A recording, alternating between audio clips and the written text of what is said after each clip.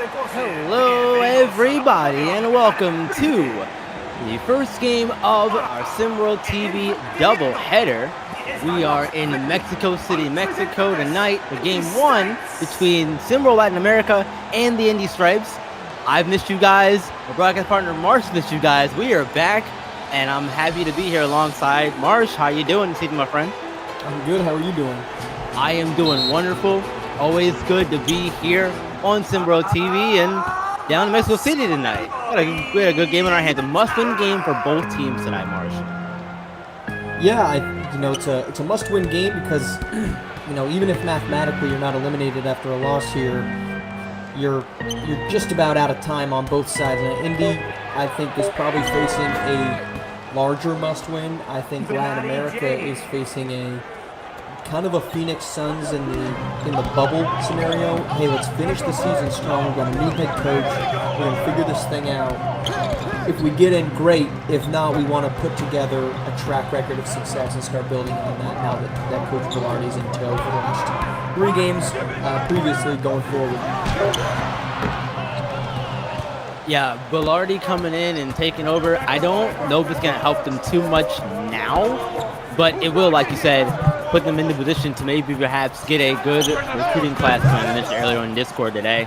They have a chance to, with the pedigree that Velarde has, use that name recognition to get some players in that come in and help this team next season. The important part of it, right, is especially with a coach like Velarde. I think this was a good decision by LATAM to bring in a guy that's got the ability to recruit talented players, who has a track record of showcasing and developing players. I've said multiple times, I think the firing of him at Gotham 5 was short-sighted and was more indicative of that organization being dysfunctional than it was anything that he did. So I think for LATAM to get a guy like that, it's a massive win, especially for a destination that's not necessarily a destination for recruits. How many people are lining up to go to Latin America, especially stateside recruits? Right, exactly. And if you can snag a few of those stateside kids, you can bring them down to Mexico and get them to play for your team. Who knows? Those 1 or 2 kids you get could be the difference maker in a season like this one or a better record next season. Yeah, and certainly you'll have the roster restrictions that exist as still Latin America without a bucket for Velarde, but still, if he can develop talent that's might be considered fringe talent, something that he did a lot of at Gotham 5 was developing guys into being a little bit better than we expected of them. That'll at least drive up the skill level of the Latin American region, and that'll be better for the game of basketball later on. Absolutely. It's a quick timeout for Latin America. Indy comes out on a 6-0 run to begin the game. We're going to take our first break. Come on back for 5:14 left in the first quarter play. Excuse me, miss. See, I gotta get some things up off my chest. See, I don't mean to be rude, but I gotta speak the truth. See, I ain't trying to be brand new, but you know who I'm talking to. Short head, why you all up in my grill? Well, now slow down. Stop it, girl, just chill. Cause on the real, I only came here to party, drink Bacardi, and I ain't even get a chance to get started or get naughty. Cause you're talking all that yada yada yada, all up in my ear. Cause you think that I'm a star, darling, what's the deal? I still remember how you done it times before, but now that I done made it, I'ma tell you at the door to get up off of my hoe, get up off of my hoe. Get up off of my hoe, get up off of my hoe, get up off of my hoe, get up off of my hoe, get up off of my hoe, get up off of my hoe, get up off of my hoe, get up off of my hoe, get up off of my hoe, get up off of my hoe, get up off of my hoe, get up off of my hoe, get up off of my hoe, get up off of my hoe. See, I was on my way to the Papa though. When I got a two-way from another Papa. She heard a few days ago how I rocked the show.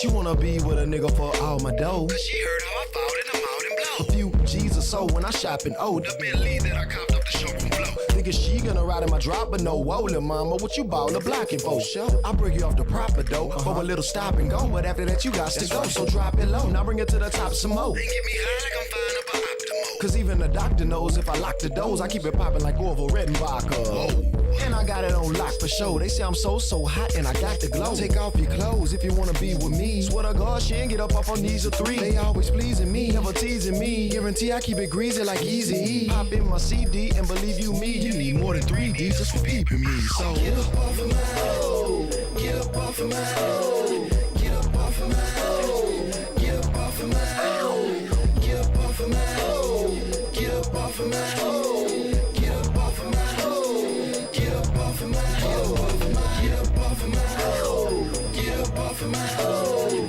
get up. Welcome back, everyone, and for those of you just joining us here for your first time, we appreciate having you here. And while you're here, be sure to follow us on all of our social media platforms, SimWorld 4K, everywhere. That is on TikTok, Instagram, Twitter, Facebook, even all those places. Be sure to follow us over there and be a part of the discussion. All things SimWorld. Indy has gotten off There's to a lot of stuff going on, John. Yeah, absolutely. And here in this one, Marcia, 6-0 start for the Stripes to begin the game. I wasn't sure we'd see this kind of start from them, given what's been going on with them, but good to see it regardless.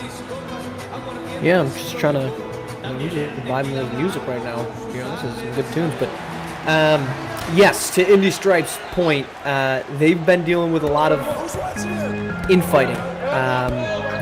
Some accusations thrown Coach's son's way, some frustrations clearly aired on both sides of the argument, whether that be one of the James brothers or the other.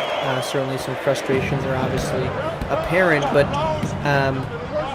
again, I mean, they're still going up against a team. It's not as if they're facing a team like Showtime or Best Coast right now, right? This is an Indy team that's a Latin American team that's still figuring stuff out, like we kind of talked about. This isn't a team that necessarily I think anybody really expects them to make up the 2.5 games they're behind to Asia Pacific in the close. Kind of indicative. It's a good first opportunity for Indy to, or not maybe a first, but a good opportunity in general for Indy to figure out some of the things that they've got going on. And winning cures a lot, and when you're 10-15, it's certainly not surprising to be frustrated. Yeah, exactly. And especially this late in the season, when you know that you're trying to get into the race to 1, a lot of those frustrations will come to the forefront. So it could be a lot of that. But as you said, Marsh, winning cured everything. And right now, Indy doing a good job having a lead now 8-2 in this one. Yeah, Latin America just hasn't, one of the issues that they've had overall is that they just don't really have a deep roster. You've got Edgar Fernandez with 3 falls there, but this isn't a group that is necessarily considered to be full of world breakers, right? And that, I think, is going to be the biggest challenge that Velarde faces building out a new roster, but in the immediate future, tonight, for example, that's been the biggest challenge they've had all season, and finding a way to find some scorers outside of Hector, getting Red Jointer, getting Cesar Castaneda going is going to be important, and they just haven't been yet. As on cue, though, Cesar gets one to go. Yeah, Castaneda throwing down the one-handed dunk there, and 8-7 Indy lead. Latin America has cut into it. We're going to take another quick break and come right back.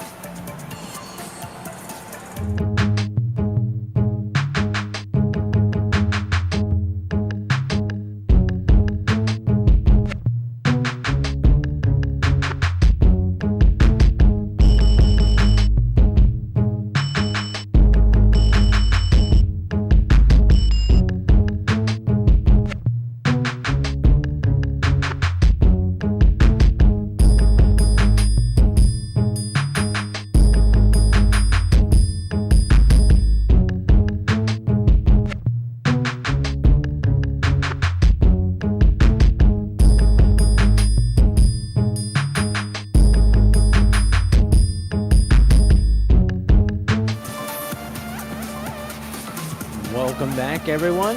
8-7 ball game. Indy out on top in this one. We haven't had a chance to really talk about it. Since we have a minute here, Marsh, what are some of your keys for the game tonight for both of these teams? Well, for Indy, it's surviving, the infighting and getting some of their ancillary guys going. We know what Bernard James is going to do.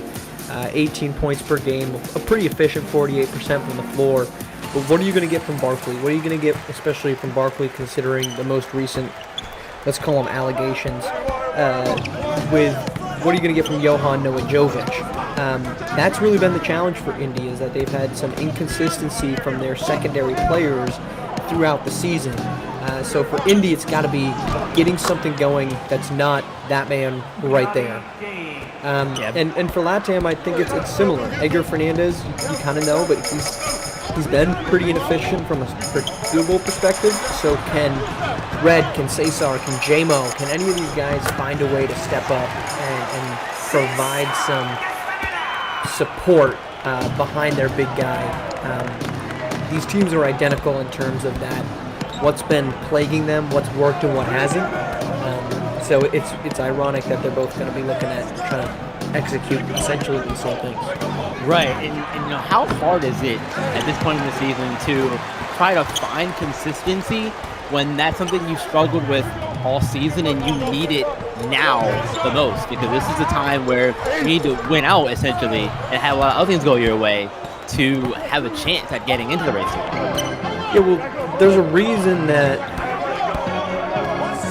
teams that miss the playoffs, they miss the playoffs for a reason, and that's because and this is in any sport, it's because they prove over a larger and larger sample size to be exactly who they are. It's why so rarely do you see a team make a dramatic run to get into the playoffs, and I think Indy is 10-15, Latin America's 9-16. They are exactly what their record says they are. Yeah, you can flip a win. Indy can say, well, if they had beaten Originators in Boston on the blackout game, then that could have been something. But at the end of the day, this is 25 games of sample size that's indicative of who you are. So holding your breath for a winning streak from any of these teams right now just feels very unlikely.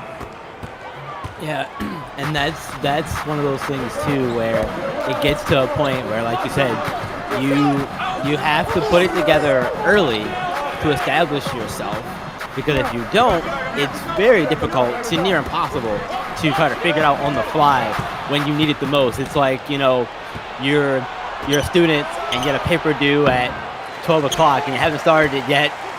Oh, I gotta get a paper due and it's the night of. Well, good luck trying to get it done. You can do it, but it'd be a challenge to get it done now. It had to start early.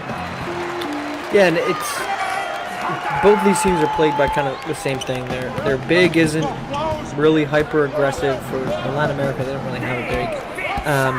But Rezared has been inefficient from a shooting, like 54% from a big man. It's just it's not great.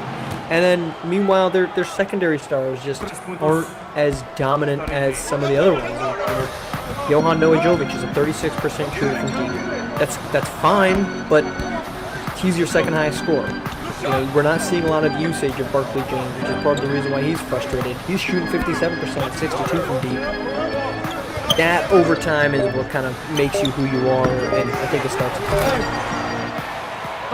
That's a great job there to get the rebound and put the dunk back up to cut the lead to 2. And the Stripes lead 15-13 at the end of 1. We are going to take a quick break. Come right back.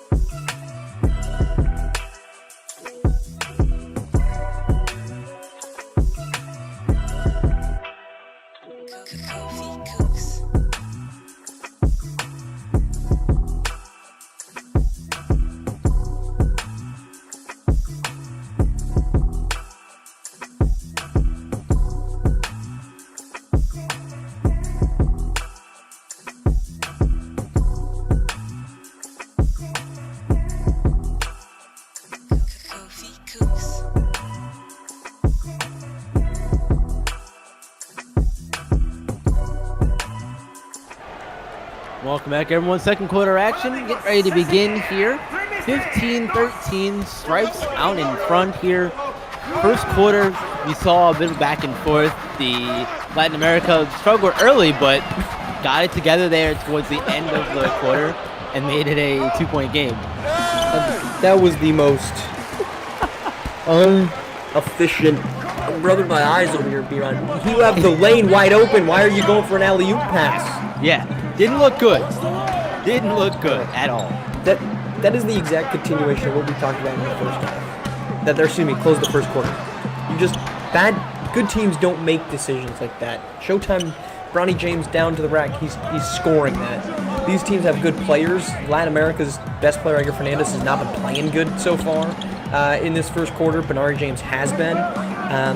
But these teams their depth is just not there of good players. Yeah, no, I have to agree with you there. You know, like you said, the guys you expect to play well, Fernandez and Bernard for both sides, one of them has not, like you said. And I think in a game like this, where it's a must-win game, this is where you need your not only your star players step up, but your ancillary guys, your second level, third level guys on the bench to help out too. You need them in all games, but even more so in games like this where you need a win badly.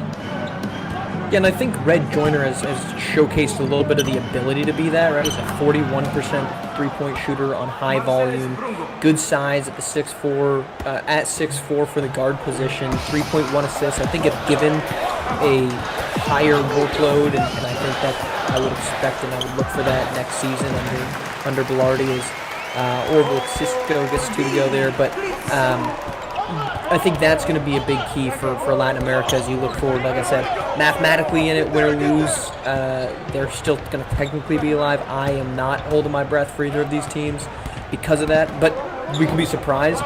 For Latin America, finding that development of somebody, because first off, Edgar Fernandez is leaving next season, but also because you need to figure out what else can we bring to the table and what else can we build around, and that's what Coach Bilardi, as we see him there, is going to be tasked with doing. Yeah, and I think he has a lot of pieces to build around, especially a lot of his returning players next season. J-Mo, you have Red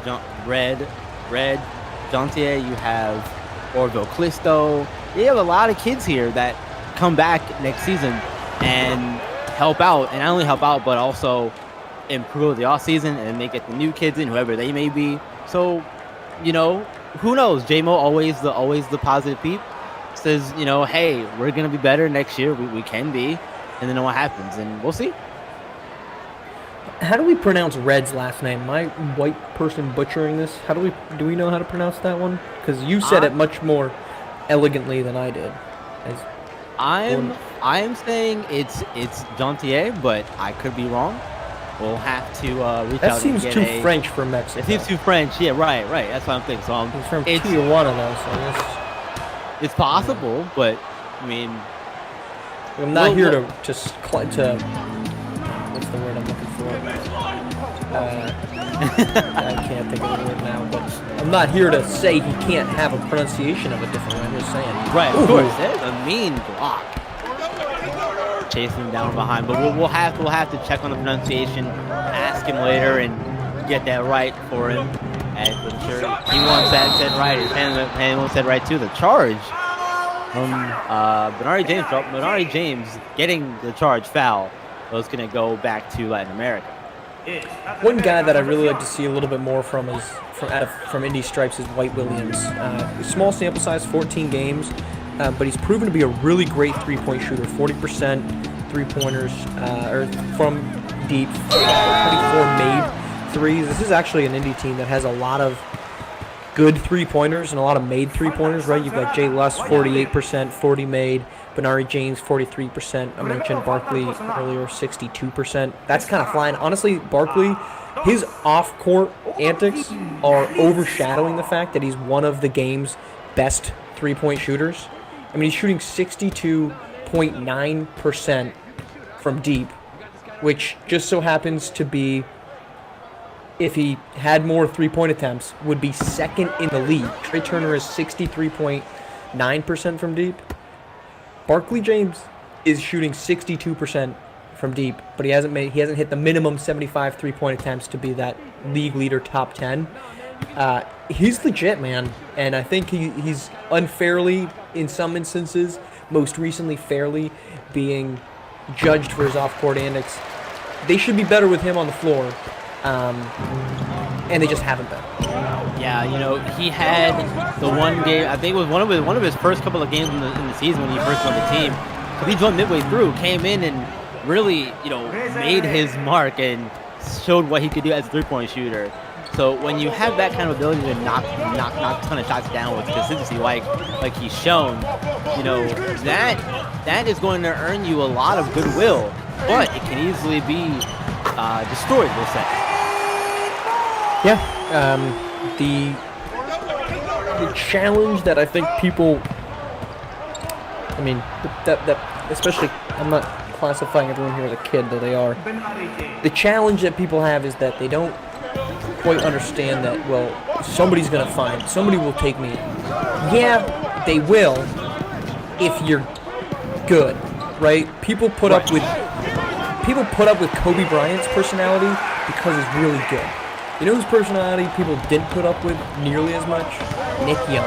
Why? Because he's a player, right? Talent supersedes everything, and Barkley James is really good. He could get better, and we could be talking about him in a much different light. But currently, is he the guy that you willingly bring into an environment? Maybe not. Yeah, and that's something to always be brought up in a conversation about that. But we got Reza Red here at the line, and he's one of those kids that there were a lot of high hopes for him coming into the season due to his tremendous height and weight at his age. He should have been one of the premier bigs in Seymour Hoops this season, but it hasn't really panned out that way for him in his first season here in Seymour Hoops. No, it hasn't, and I think a big reason because of that is some of the let's just say this. What Barkley was complaining about, I don't think is completely wrong. I've said that personally before, that I thought the adjustments made by the coaching staff for Indy Stripes have not been the best, and I'm not surprised at all that it finally, permeated through. I said on the podcast last week that I didn't think the way in which Barkley James went about it was the right way. The me or him ultimatum is never a good one, but Reza Red's an example of that. When they've been really good, and Indy had a stretch in the middle of the season where they were, Reza Red was playing phenomenally. But they've been so inconsistent in how often Reza Red gets the ball, how often even Johan Novajovic is featured in this offense, and he's their second leading scorer. I think there's major concerns with the coaching staff in Indy and how they find a way to get guys and get the most out of extremely talented players like Reza Red. Yeah, and that's something to talk about too, because when you have somebody like Red on your team and you have shooters around you, you can work your offense around both of those things. You could do inside out, outside in game plan. It has to work, obviously, but the pieces are there to do it. Mm-hmm. Yeah, and Barkley is the type of guy that you would think, in theory, would feature well next to a guy like Reza Red in the pick and roll. They just haven't used that really at all, as JMO heads to the line here. I do think there needs to be some more creativity to figure out how to get Red involved, and I think on paper this is a team that you do have a lot of players that could be efficient and could score, play well surrounding him. It's just at this point it feels as if the game plan isn't quite built to allow that. Yeah, and I feel like they have 4 or 5 guys that could play around him. Jay Luss just entered the game. He could do it. Obviously Benari and Barkley could do it, and you also can't forget about Johan and Wyatt Williams as well. All of those kids could excel playing around Reza Red. It's just a matter of how you get that to work, because all of those kids can shoot the 3-ball with some consistency around Reza Red. So I feel like that's a good start right there. It's a matter of, like you said, figuring out how you get it to work. and put it together, and that's where the coaching comes in. Yeah, they just haven't really done it. Oh, J-Mo catching a lob and throwing it down almost in reverse kind of way there. Very nice. We've seen a lot of those kind of plays this season, Marsh. All these kids are throwing up alley-oops, making plays like we've seen Carter Fields do multiple times this season. It's always fun, and it always gets the gym going to see a dunk like that, be it a regular one or an alley-oop finish. The dunk I don't think is possible to be surpassed unless it's Steph Curry type threes by any other play in basketball. Because of the athletic phenomenon that is the dunk, especially in alley-oop, because of just the timing needed for it. Yeah, It's capable of flipping an entire game. Right, exactly. It gets the bench up and going if you're on the receiving end of it, and you could deflate the crowd in some cases if you're the away team pulling it off, or on the other end, get them energized if you're the home team. And when it comes to the race to one and all that kind of talk, as another three ball there falls, we are going to take a quick break. I'll finish my thought when I get back from it. Come back for the rest of the second quarter. 1:10 left.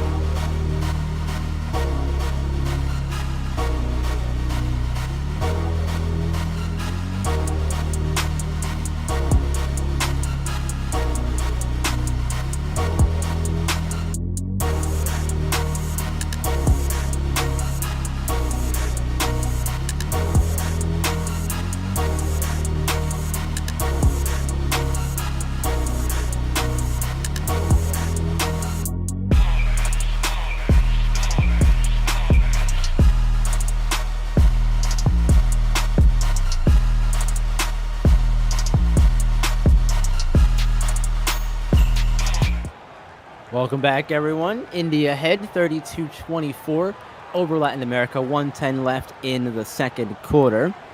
If you are listening to me and Marsh here tonight, and you're your first time tuning in, and you're wondering, how can I be a part of this? Well, good news for you. SWH Hoops is looking for commentators. We're looking for writers as well on the sports media side of things. So, come on, be a part of the broadcast crew here with me and Marsh, or join the writing staff and write articles for things that are going on around the league. We'd love to have you.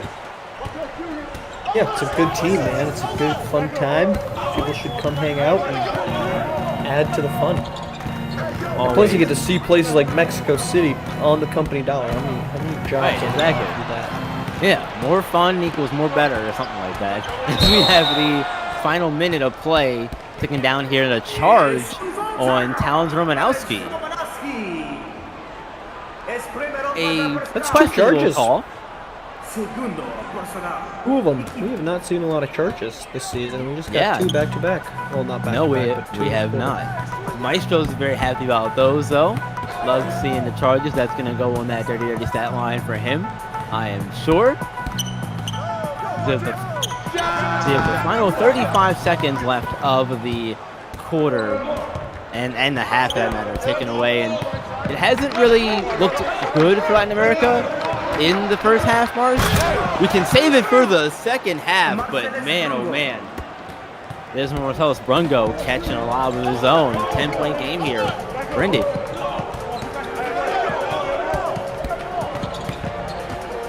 Final 10 seconds here of the second quarter taken away.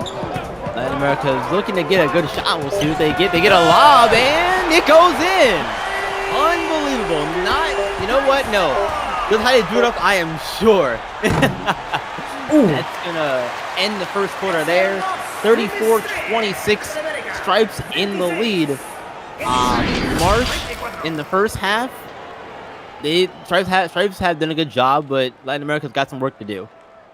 They do, and a lot of that work is picking up the pieces because Edgar Fernandez has just not been on. And that's the challenge of the team that doesn't have a lot of options when your somewhat good but best option is not somewhat good.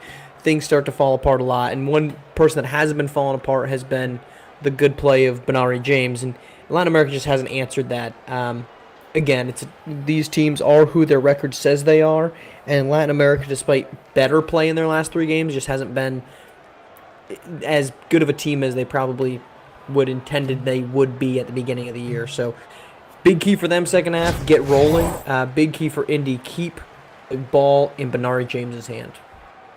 Good plans. We'll see how it goes. Second half action coming up. I'm right back.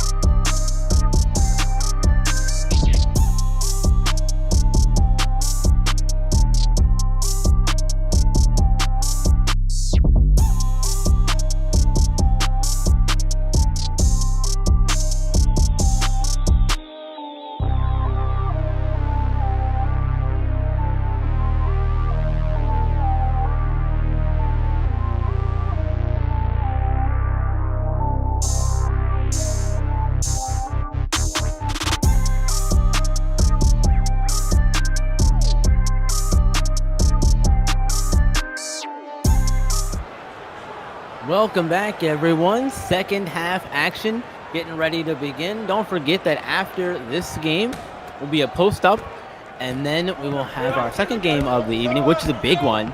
Rocky Mountain taking on Showtime. That'll be I'm excited for that one. Obviously, good dunk. Good. That's how you start a quarter, especially with the way they've been struggling there in the first half, Marsh. You know what? That's a good start, if any. It's a great way to start. Gets you within 6. I mean, Latin America isn't out of this. I think they've been outplayed, but they're not out of this game because despite as good as Benari James has been, as Reza Red gets that one to fall, they haven't really seen a lot of other efficient scoring outside of Benari. So Indy hasn't put this thing away despite a bad first half from that man right there, Edgar Fernandez. There's still a chance for Latin America to, if they hang around, to make some type of a run. So Indy, important that they try to snuff that out before it gets started. Oh, exactly. And one of my high school coach says all the time playing baseball, if you hang around long enough, good things will happen. And seems right now that's what Latin America just needs to do. Hang around in the game, and eventually, with any luck, good things will happen. We'll be able to take the lead and maybe win the game, steal one here at home from this Indy team, was played really well in the first half. You know, B-Ron, I too have heard that adage. You hang around long enough and good things will happen. I think that's bull BS, okay? How many times does a team hang around and nothing happens, but we don't remember that because just bad things happened or nothing happened and they lost. So I think we've over-remembered the good things happening when you hang around. I don't think that in actuality the hanging around and good things happen is a legitimate thing. You know what was legit though? That block was extremely legit there, but they can't do anything with it as it's a turnover. Reza Red bringing up the court the other way. This is the kind of thing that you don't want to see a whole lot from Reza Red. Now I know he got the steal, so that makes sense in bringing it up like that. But you don't want to see a whole lot of that very often from him. You want somebody else doing that. Yeah, I mean, he's not known to be the guy taking it up, and I think that's part of why some of these teams that have big men that can score, you like talk about Trey Hyman with Bay Area, you want to talk about Lucas Banks, who will play tonight for Rocky Mountain. These are guys that can get boards and start the break, completely changes the entire outlook for a team. Right, absolutely. And those are the ones that can make a difference. I look at a lot of those athletic big men too. We talk about Arthur Lattimore, even a guy like Simpson comes to mind too from me on the Arch. Those who come to mind immediately for me. Those kids make a difference in a lot of those areas that normally big men, modern big men do, if that makes sense. But they have that old school flair to them in some respects. Yeah, and that completely changes it if you do have, like I said, that type of guy, that modern big man that plays an old school way, but just has taken the time to figure out how to possess the ball. It makes you just a much more dynamic, much more dangerous team, without a doubt. Absolutely does, my friend. 5:44 left here in the third quarter. 6-point game here for 6-point lead for Indy. Still up in this one. I don't think Latin America's led all game. No, they were down early. They have not made their way back in, and heck, this might be the one time. Not the one time. But this might be one of those winner's fallacy situations where the good thing does happen when they hang around. But no, they have not led, and they just got off to a slow start, and since then it's kind of been even basketball. But the reason they haven't led is a big part of that guy right there, Edgar Fernandez, just has not been on this game. Yeah, if he can find a way to get going, then that may be what this team needs to get over the hump here. But he has one way to get him going. And Marsh, question for you: how can they get Edgar Fernandez going? Or does he have to figure out himself as a great block there from Indy? They can get him going by taking the ball out of his hands. Right now he's trying to force too many things. He's taking stupid step-back threes, not late in the shot clock, when he just hasn't been the guy. I mean, Red Jantier, or however you want to pronounce his last name, and J-Mo have been the more efficient creators on the ball, and instead they continue to run things through Edgar Fernandez. Now, is he their best player? Yes, he is. But tonight he has not been. And so I think the adjustment, if I were Coach Bilardi, though I'll never pretend to be as good of a coach as him, is getting the ball out of his hands and allowing someone else to try to create, probably is going to be what's better for Fernandez in this case. That's a mean mismatch, and Reza Red takes full advantage of it. You know what? Good. That's what you should be doing. That's what, again, I think earlier in the season on multiple calls talking with Siege, that was one of the biggest frustrations with Red, is he would get in the paint, and Rick too, is he'd get in the paint and he wouldn't do anything with it. He'd have a mismatch and he wouldn't do anything with it. Meanwhile, you see a guy like Tyson Simpson, he gets anybody in the paint and he wants to go after them. If you get a mismatch on Tyson Simpson, he wants to put two in the face. Reza Red has not exhibited that. He's I don't want to give him this moniker, but he's kind of got it initially, hold on.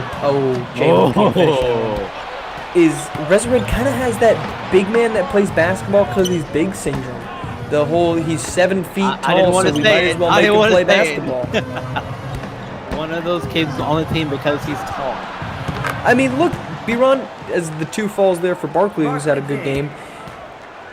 7.2 points, 54% shooting. You're 6'10", 235. Ooh. No, yeah, I'm not going to sit here and argue with you because you're absolutely right. It's looked that way for him all season. Now, a lot of that might be due to the fact he's 15 years old. He's trying to figure out his body and all that stuff. But we'll come back. We'll finish that thought after this quick break. 2:41 left in the third quarter. Come on back.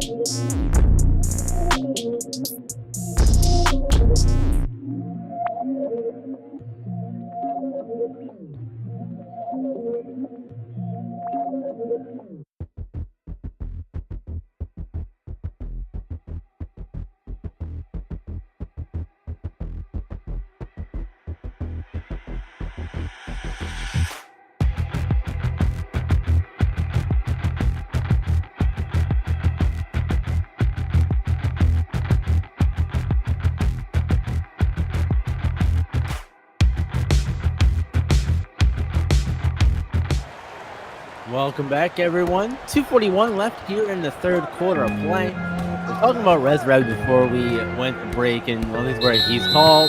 He's tall, playing basketball, like it makes sense. But and I agree with you, Marsh. As Latin Americans can't get the ball on a turnover, but I agree with you there in that respect. But it could be a lot of the fact that he's 15 years old, still trying to learn his body and adjust to the frame that he has and how to use it probably on a basketball court. That may be where coaching and off-season work comes in. Maybe he can get some of that help.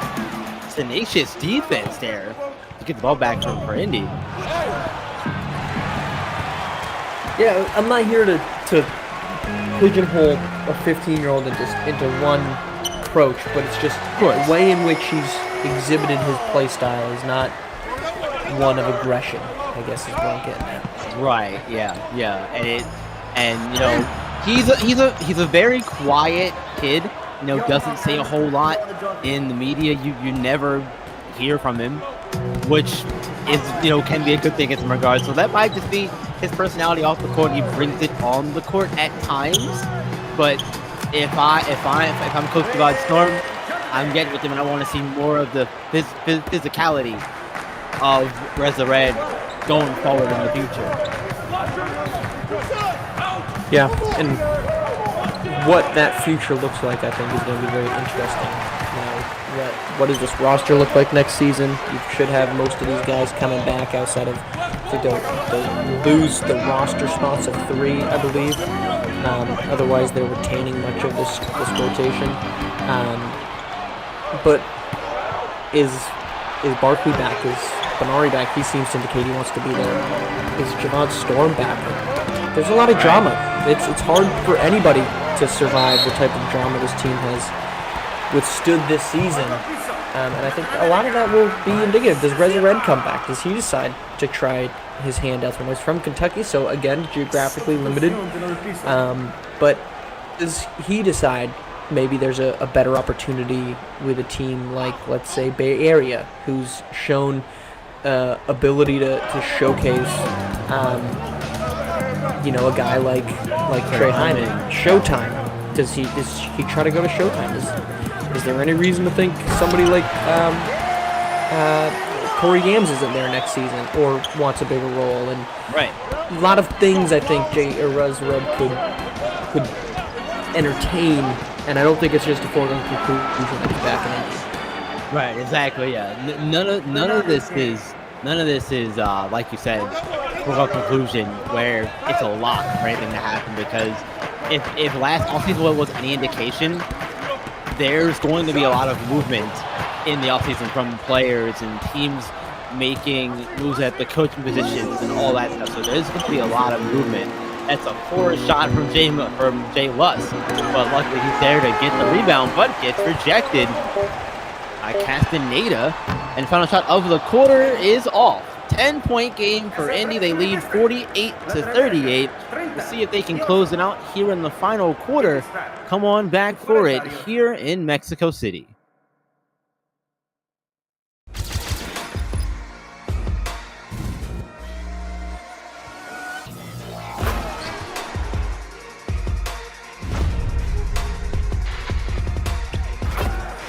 To make it 2-possession game, and they will. Definitely gonna have to look elsewhere. Oh!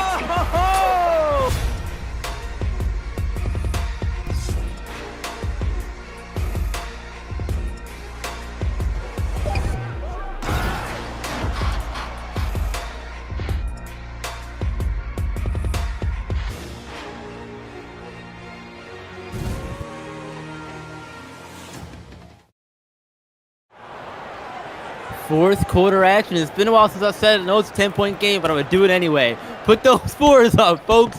It is fourth quarter time. 48-38. Indy Stripes in the lead. Lead's not going to go bigger just yet, but Marsh, Latin America has a long road ahead of him here in the fourth. And I know we spoke about it earlier, but what do they have to do here in this quarter to, one, cut the lead down, and two, get the win? Well, they've got to find a way to make buckets. And again, talk about it. They have hung around. Yeah. But they haven't done anything good.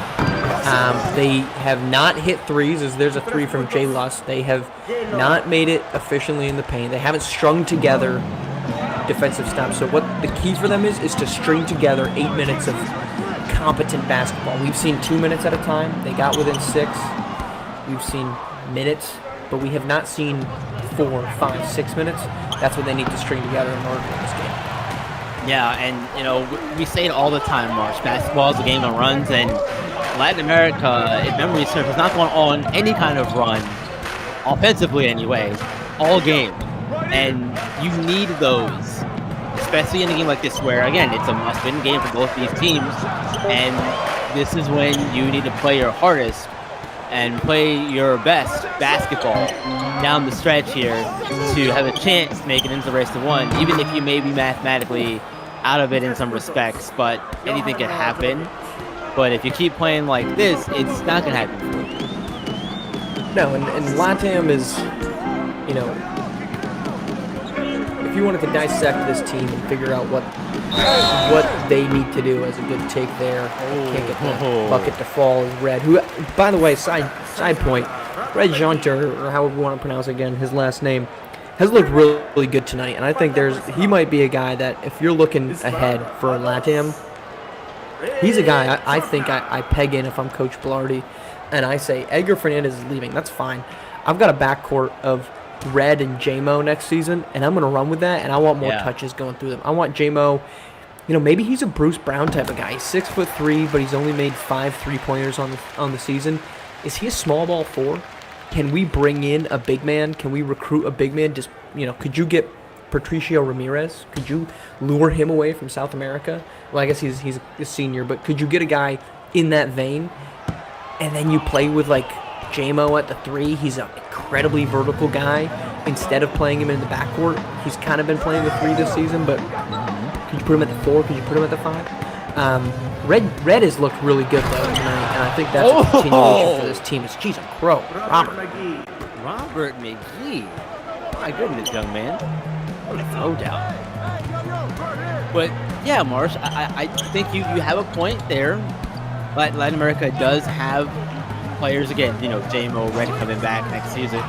And they have players that can play a lot of positions if they have to, or just because of their athletic ability. And that kind of thing does make a difference in terms of how you structure a team and how you game plan for other teams and how you get those players involved in an offense. As Benari James gets a and one on the foul from Cesar Castaneda, he's going to go to the line to pick 3-point play. We're going to take a quick break for the free throw. Come right back. Show me some ordinary love. So kiss me in the night. Tell me that you're mine. Don't need much to believe. Doesn't have to be holy.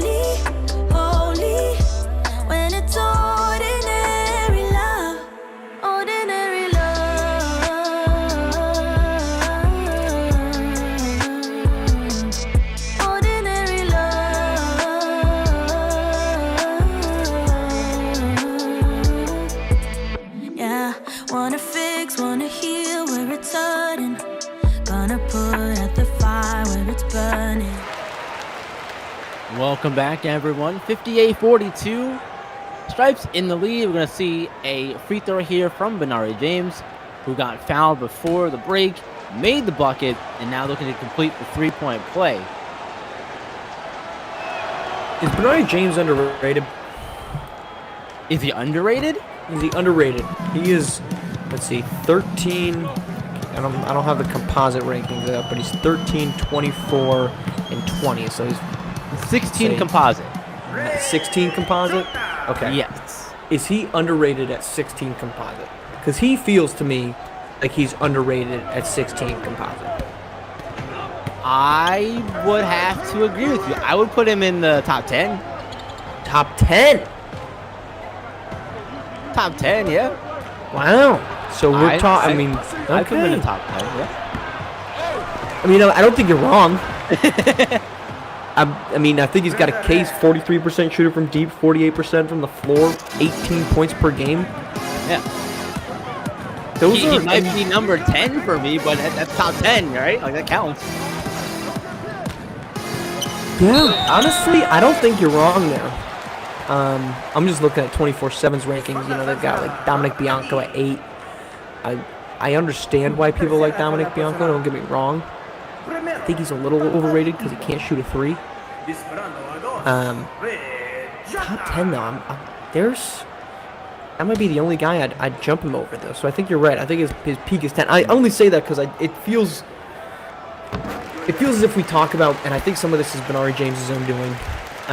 During the offseason, he came in red hot with his takes, which I guess should have been the red flag or the warning sign that Barkley was going to follow suit. We didn't expect him to quite go as nuclear as he did, but I kind of feel as if Benari James' boisterous personality, which is fine, that has not been backed up by a ton of wins for Indy this season. I think he deserves a higher composite ranking of 26. 13th, he's currently ranked 13th in 24/7. I think that's a pretty decent spot, but 24th or 20th to me just seems far too low. Yeah, I would have to agree with you there. I think, again, he's easily a top 10 composite-wise ranking player in similar hoops. I think there is a case, like you said, to put him over Bianco. Maybe Bianco moves to 11, or for example, for argument's sake here, in my example, he moves to 11 and Benari goes to 10. But I think that his personality, while it may rub some the wrong way, and I think that's fair to say that, but most times than not this season, I think he's backed it up with his play on the court. His play. His team may not have a lot of wins collectively, but his play, I think, speaks for itself.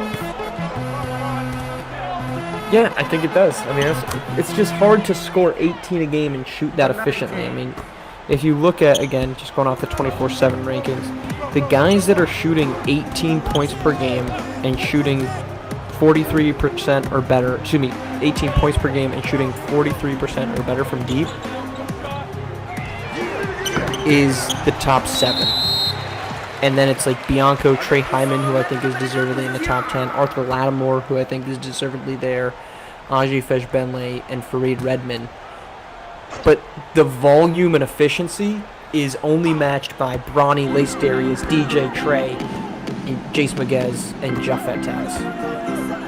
And I know that's it. Right. And I know we're gonna get a bit. I want to get a bit off topic here for that. It's kind of slightly related, tangentially related anyway. Benari James, I think next year could make a case for Player of the Year if his play, stays at the level it is and continues to improve, obviously. But this season with Player of the Year talks, heating up, the season winding down, all that stuff.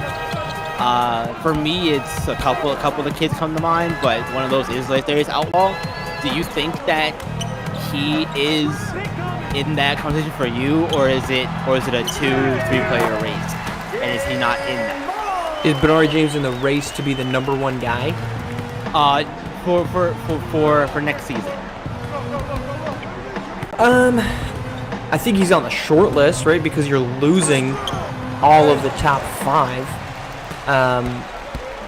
The current top 5, again, I'm just going off of, well, no, every top 5 is in some order. Bronny James, Lace Darius Outlaw, DJ Wagner, Trey Turner, Tracy Simpson. Those guys are gone. Right. Dominic Bianco gone. So you're looking at Jace Miguez, Japhett Towns, Trey Hyman, Arthur Lattimore. Yeah, I think he's got a case for it. I think he's got a massive case to be the number 1 guy next season.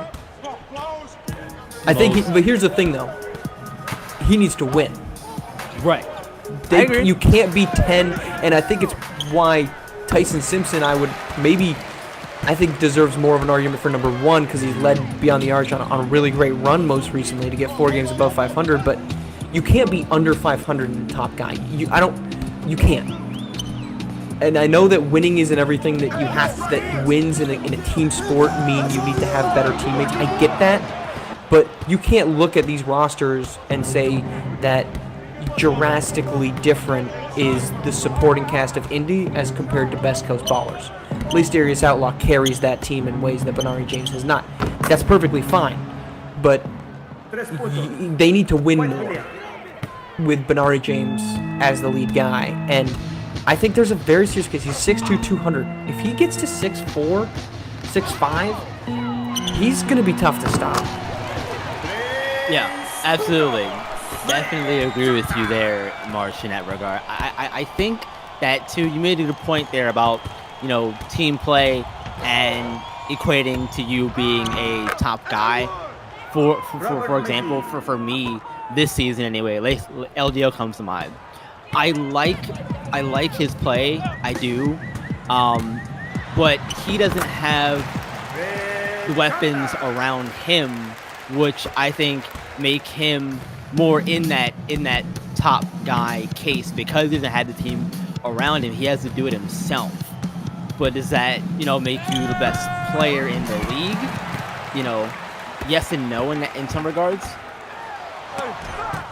But time is winding down here in this one. As a reminder, again, after this game, we will have the post-up following, and then it'll be the next game after, which is Rocky Mountain and Showtime Basketball. Marsh, any preview thoughts for that one? Rocky Mountain has been playing phenomenally. It's a Bronny James versus a whole lot of things, and Rocky Mountain has been awesome as of late. I'm looking forward to it, but looking forward to seeing what they do. That being said, Showtime shows up for big games, so it'll be a fun one. Yeah, definitely gonna be a fun one. It's been a fun one here with you, Marsh. It's good to be back in the commentary booth with you, as always, my friend. We are going to go on the SimWorld Superjet, and Marsh will see you in the next game. But until then, post up, following. Don't go anywhere. Folks, stick around for that. And until game 2, you guys, you know what to do. SimWorld is the only place where you can see the game and be the game. Have a good one, folks.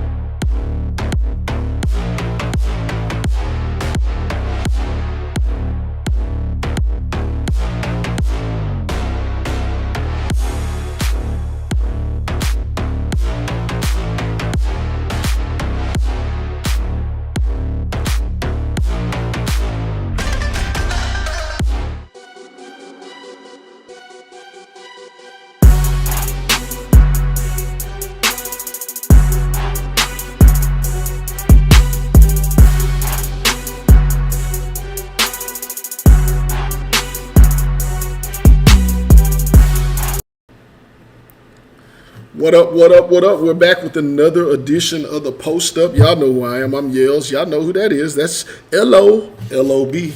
I don't know, What's man. going on? Look, man, the Post Up, one of my favorite points to just sit here and just talk about basketball unbiasedly while not being on a broadcast. So Hey, you love it. do work in the paint, right? Here's the question before we get out there. I'm gonna ask you on air in front of everybody. Are you known? You're known as L-O-B. You know, throw that lob up there, right? But you cool with being called L-O? Like just on the low? Good with that? See, and it's one of those things where it's like, I already have a nickname, and now I got a nickname on top of a nickname. You know what I mean? So like, I don't mind it. I don't got a problem with it if people call me L-O, if people call me L-O-B. It's a nickname on top of a nickname. So, Well, I'm gonna tell you what. I'm probably gonna alienate a few people here. Number one, though, you're right. Maybe I should brush up on that, but I struggle. If it's 3 syllables on the name, I'm gonna shorten it to something. That's just how that goes. It's gonna get shortened to something if you got a 3-syllable name. Number Right. 2 is you're right about the shortening of an abbreviation of abbreviation. I have a pet peeve, man. When you text me, not you, but if someone texts me or messages me, I'm like, yo, we're gonna head to the spot at 10 o'clock.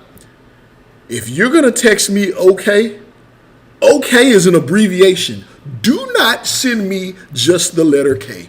I have a problem with it, and I'm only assuming there's only one way that you press that one button, and I don't like it. So I'm with you. You know what?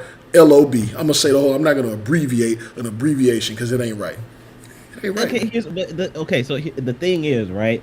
I'm the type of person. I'm a I person, right? Like if you know what I'm saying, but I'm not gonna type out all right. I'm a I type person as far as if someone's texting me. Yo. But like to have the nerve to send somebody just a K. Just a like, K. That's kind of wild. Like just a K. Just like, a K. You couldn't have been that busy to the point where you could have typed in. Oh! You could type 3 buttons. It's O, K, and send. Like you couldn't have been that busy to the point where you literally was like, oh, like I was in a crunch for time. I could only think like, no, bro, come on now. My point. I don't want to get us banned by the FCC, LO, but you can't hit one letter and the letter K where it is on the keyboard. You can't hit that. Right. But no, time out. Check this out. It's right there. Check this out. I just looked at it. You can't hit that button with your thumb. You can't hit it with your middle finger. There's a way you pressing that button. I ain't with it, man. That's all I'm saying. That's all I'm saying. Let's talk some basketball, man. A game just finished. We just had some stuff wrap up here. We had Latin America, Mexico. I don't know how you say the name of this. The Auditorium de Alabrita. Latinoamericano out of Mexico. Auditorio de Alabrije. I think I nailed it. Man, hey, they were hosting the Indy Stripes, coming off a little bit of drama. If you guys weren't up a couple of Fridays ago when we had the 520 something comment Sim World record breaking, girlfriend mad making, parents, what the hell's going on? Discord chat that jumped off in the thread. But there's some drama. Indy's had a little bit of drama, but you know what cures all drama? Wins will cure it. 70-55, Latin America just came out here. All hail Coach Tim Bellardi, but Tim Bellardi's Latin America team got spanked tonight. What did you see in this game, man, that stood out where they win 70-55, 48% to 40 from the field, and just pretty much Indy dominated in all categories? What did you see in this game? Well, it's just one of those things where, first off, like you said, right, the only way that you could really really top drama is just getting wins. And like there's different things that whenever you look at it, right, in the first couple quarters it looked really close. I don't know what was said in the locker room afterwards, but it's just one of those things where, like, with everything that's going on outside of the world of basketball, you go out there and you put on a show in that second half the way they did, and to put out not just a win, this is a statement here. 70-55 is you know what I'm saying, that's very big, you know what I mean? So whenever you go out there and you put out a statement win like this, it's one of those things that's like, okay, screw the rumors, screw the drama, screw all that. We're the Indy Stripes. We're here to play basketball. We're here to win. we don't care who it is that's going up against us. That's what we're here to do. So when I watched this game, excuse me, when I watched this game, that's exactly what I saw. I saw a hungry team that was going to throw all the narratives out the window and was just going to go out there and play basketball. Bernard James went out there, did what he did best, 18 points tonight. Reza Red 13 and 9. I mean, everybody contributed. It was a statement win as a team, and that's what I like to see from a team like the Indy Stripes. Hey, everybody contributed. Barkley James, 7 points. Didn't have to do much. Noah Jovic, 7 points off the bench. We even saw Sean Chapman Daly get in on the action. Only person that did not score was Towns Romanowski, but that's not what he's out there for. They got it done. I think, and I have to agree with you, it's kind of a feeling where it's kind of like, yeah, y'all can say what y'all want, but watch out for us next year. Barkley James. Yeah, it's just you throw all that stuff out the window, and at this point you're just playing basketball. Like, you're not worried about the narratives or the threads or the comments or what everybody is saying about how you play. You're just going out there and playing. And this was the type of win that this is one of those things that can really turn a season around. I don't know where the Indy Stripes will end up at the end of this, but this is one of those games that can really turn a season around. Getting a statement win like this with all of the drama reminds me of LeBron James back in high school in the one game that he got suspended, right? And everybody was talking about the narrative of life without LeBron and how their team was going to respond. And they went out there and they put on a great team performance and got a win. That's one of those same situations where it didn't matter what the narrative was, didn't matter what the story was.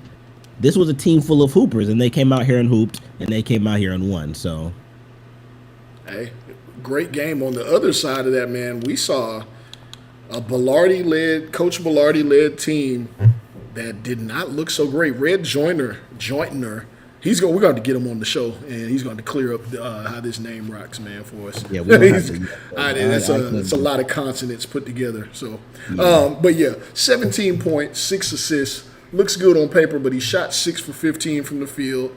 J-Mo pretty efficient with 12 points, but then your team leader, and I do know that there's been some grumblings about how much opportunity this cat gets. Very talented kid, but he struggled mightily this season. Edgar Fernandez, 4 points on 2 of 16 shooting. He put up 7 threes. How many did he hit? God, a donut. I personally him put one in the basket. All right, I seen him take a lot, but I didn't see one drop tonight. And that's it. As the leader of a team or the face of a team, you gonna have off nights, right? But there comes a point in time where even if you have an off night, like, they are looking to you. Like, there is no way that Steph Curry is going to go into a game and come out of it not hitting a single three, being the face of the Golden State Warriors. You know what I'm saying? It doesn't matter how bad of a night he's having, he's going to hit one. And this guy couldn't hit one. And that's just, as a leader, you got to do better. You know what I'm saying? Whether it's getting yourself better looks or getting someone else set up, right? It's one of those things where you just got to do better. As the leader of your team, as the one that people look to, it's just got to be a better performance from a guy like Fernandez.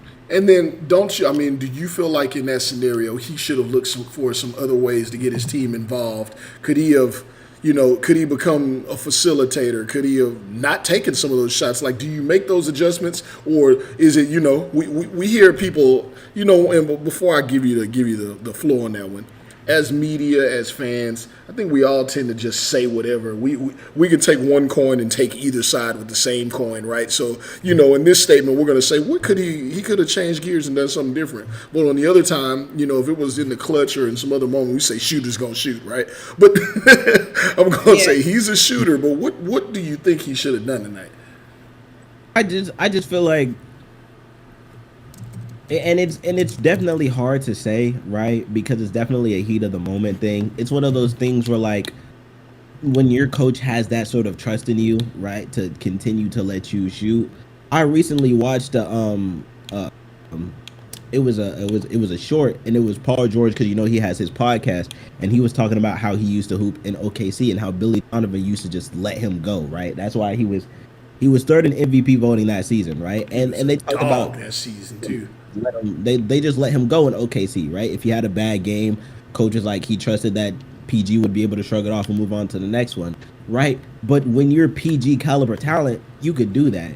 I'm not saying Edgar Fernandez couldn't be PG caliber talent, but it's one of those things where, like, especially at the high school level, it's more important that, like, aren't continuing to force up shots to make your team look bad. You know what I'm saying? So if I were him, I would continue to be a facilitator and maybe look for other people here and there, because I feel like the big thing is, right, if you can't get going, but you can get someone else going, that can essentially get you going later on. You know what I mean? Yeah. It's sort of a chain reaction. If I can't be the one to spark the fire, it doesn't mean I have to be the only one to spark the fire. Somebody else might bring a lighter to the cookout and they might spark the fire. Now I can get cooking, and now everybody eats. And I honestly think that's the best. That might be one of the best terminologies. Yeah, you sound like you're a little pleased with your analogy. No, I didn't. Whenever I said it, I really thought about it. I'm like, sometimes you have to grill, like, but your lighter not working. Somebody else starts to get it going. Now you can cook, and now everybody eats, and that's exactly what it. That's too good. You're feeling yourself on that. As we mentioned on the podcast, post-ups prior, LOB, very humble guy.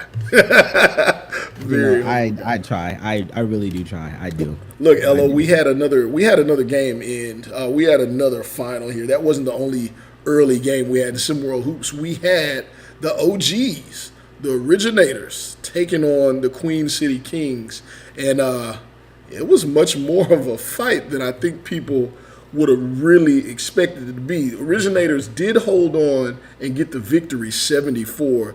DJ Wagner, 20 points, doing what he normally does. Racked up 4 assists. Kadarius Loftus, 16. But on the other side of that, man, Sky Durant, 16 points on efficient shooting. Braxton Schuyler, 14. Madison Miles, 10. Everybody contributing, and it looked like this game really came, it came down to not to the wire, what I say, but Originators, they have that target. They're 21-5 now, and it's like they got that target on their back. Every game's going to be a dogfight for them now, and they've seen that. I don't recall the last time I've seen them, and maybe I'm overlooking one. I don't remember the last time where they just went out and dominated somebody. Do they have something to worry about here now that they've asserted themselves as potentially a top team in SimWorld Hoops? Well, it's one of those things where, and everybody knows what I'm probably about to say, but like, when you one of the top teams, you have the target on your back. Everybody knows that, right? Everybody's coming for the top teams. Everybody's players. We all know this. So are games going to get a little bit rougher for the Originators? I would say yes, right? Because it's just, there are going to be teams who are going to come in that are going to be physical, that are going to be pushy. And it's not to say that the Originators can't step up to the challenge and can't handle that sort of basketball, but it's just, it's going to be harder going into games, especially on hostile environments. Everybody wants to knock down the top teams, the best teams. So you really have to pay attention. If you're the Originators, you really got to pay attention into every game you go into, right? Because at any point in time, you slip up on the wrong team, and they will completely tables on you. Yeah. It will be harder for them, for sure. It definitely will be harder for them coming into a couple of these games. But the thing that I like whenever I look at this Originator squad, I mean, you mentioned it earlier. Wagner coming off with 20 and 4. Kadarius Loftus, 16, 3 assists. Kamari Ward, 12, 3 assists. Tyrone Snyder, 9, 2 assists. Ilgauskas, 4, 2 assists. The fact that they're able to share the ball around, that's what's hard about it, right? Because you could come into a game and game plan to stop Wagner, which is hard to do anyways. But say you do. There's so many other ways that this team works together. It's like a spider web. They're able to, if he's not going, they share the rock around. Somebody else could get. This is a true team, this is really a team-oriented organization here. So it's hard to take out the top dogs. But will games get harder from here on out? Definitely. Top-notch coach there. Before we move off of this, 21-5, top record in all of Sim World Hoops. Let me make sure I got. Let me look here. Number one in the conference division in the league. 9-game winning streak. 9-game winning streak. Ooh. Let me say it one last time. 9-game winning streak. Continuous. 684, 68% win percentage. Is Coach Dodge not mentioned enough as just a bona fide leader in Sim World Hoops? Oh, he's got to be up there. She, don't you get it wrong, Coach Elisa. Excuse me. Yeah. I am so sorry.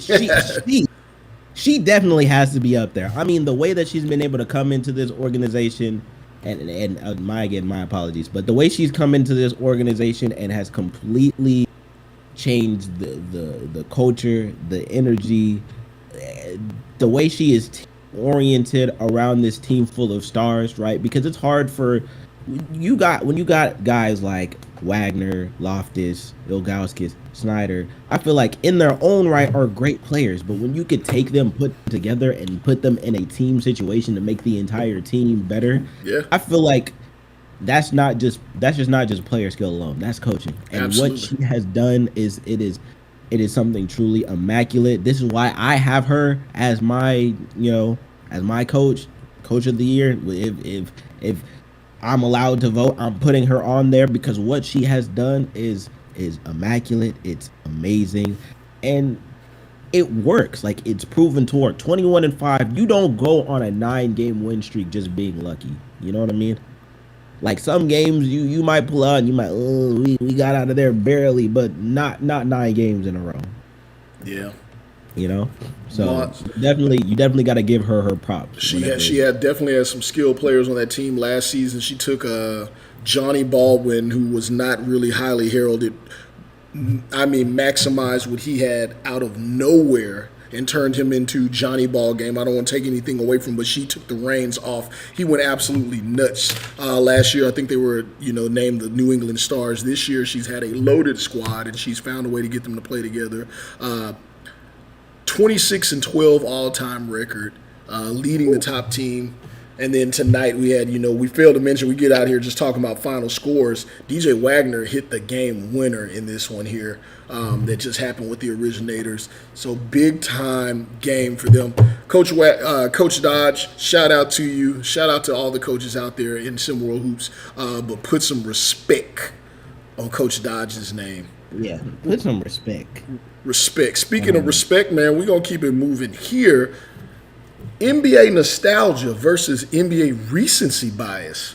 What do I mean by that? That's a bunch of big words just to pretty much say, man, you got old school basketball, you got new school basketball. My man Rick Blaze dropped a fire podcast, and that is not a corny, that is not just a corny play on words there. I mean, it was banging. I liked the topic there where he talked about the top 3 players to not win rings in his eyes, and who he did not name. Oh, well, let's just go back over who he did name. Who he had on this list, top NBA players. He had one. If anybody out there missed that podcast, he had at number 3, he had Dominique Wilkins. At number 2, he had Charles Barkley, and at 1, he had Grant Hill. He did give a nod to Karl Malone. As a Houstonian and a fellow Houstonian here, I call myself a Houstonian. There's no way that he could actually put him on that list because Karl Malone gave us too much direct business at that time for him to just appreciate him in that way. But he's up there. And this is what it got me to thinking about, Elo. Some people weren't around to watch those games at that time. Some people, we got to see the players that we've seen now, but some of those careers are not over. And then there's those tweener players. And a notable name missing from his list was Allen Iverson. And it just got me thinking. I was talking to Rick, and I kind of want to share this conversation with everybody. It was like, sometimes I think in basketball, and I think Allen Iverson's the only one that broke that mold, but sometimes we get stuck on what when players are so good. Let's take Grant Hill and Charles Barkley, for example, right? They were so good And people may not have gotten to see that time frame of just how incredibly good they were. What happens is they were able to extend their careers and play well beyond when their time actually was up due to injuries and anything else. So anyone really remembers is the later part of their careers, and the recency bias is, oh man, he's a loudmouth jokester, Charles Barkley, or he was washed. Those are the lines. He was washed on the Rockets, couldn't get it done. So now that's what people remember because they did not see the monster, the unstoppable force that he was, or Grant Hill. They see him as a spot-up jump shooter with the Phoenix Suns, and you go back and watch some clips. That's what you most recently remember, but he was the next Michael Jordan. Then you go to the other side of that coin, though, and there's a few players where we take them and we look at them and we're like, yo, recently we saw how much of a monster they were. So outside of Michael Jordan and Allen Iverson, Michael Jordan, he played a little longer than he should have, but he also knew when to leave. What would have happened if he would have played 7, 8 more years like a Grant Hill and Charles Barkley who played a lot of years? Well, we still say the same thing about their legacy. And then Allen Iverson, what is the reason that he gets a pass? Because he absolutely went off into the sunset terribly, but no one acknowledges that. So those are kind of my two questions. The last I set all that up to ask those last two questions when regard to why what happened if Michael Jordan would have played longer? Would we have continued? Would his legacy still be the same? And why do we give Allen Iverson a pass for how badly his career ended? Oh well, and that's an interesting point to look at, right? Because when we talk about NBA nostalgia, right, typically we talk about there are a lot of players I feel like just in general when we talk about NBA nostalgia we overlook, right? Because when you talk about nostalgia, it's a feeling thing, right? When you watch nostalgic clips or like when you watch nostalgic moments, your feelings take you back to the point in time when you were a 7-8-year-old kid watching these highlights, watching these moments for the first time. That's the nostalgia part of it. So I feel like Michael Jordan, right, if he would have played longer, right, then the feeling of what it was like. Well, I wasn't around when Jordan like played live, but for someone who would have, right, the feeling of watching Jordan in his latter years would have like overcame, not highly, but like it would have overcame what he did during his career, right? We watch, for example, when you watch Kobe Bryant, right, he went out on a 60-point game comeback win versus the Utah Jazz back in 2016, right? And that's a great way to, you know what I'm saying? That's a great way to go out. Great way. It was amazing. We watched that. I'm sorry, my mic was cut. My mic was clipped off. Yeah, I felt like I was Kobe Bryant when that moment happened. I was sitting in there like, yeah, stop me. Yeah, I remember watching it. I remember watching it with this was one of the, because go off on a side tangent. Me, my dad, my sister, if she ever came into the living room, we'd always watch games, right? And it would always go on until like 10, 11 before we had to go to bed, get up and go to school, right? And my mom, she's always like, "Oh, you guys are being too loud," or whatever. She's in the back watching whatever show she's watching. This was one of the first times, or I think this was the first time I ever remember her actually getting out of the room to watch the game with us, right? Because it was that sort of a big moment. That's nostalgia, right? So when you talk about Michael Jordan, if he would have played 7, 8 more years, right? And like we knew that Jordan was going down a bad path, as far as like the Wizards or whatever. So I'm glad he left when he did. So because people don't really talk about Wizards, Mike. They only talk about, and that's nostalgia right there, right?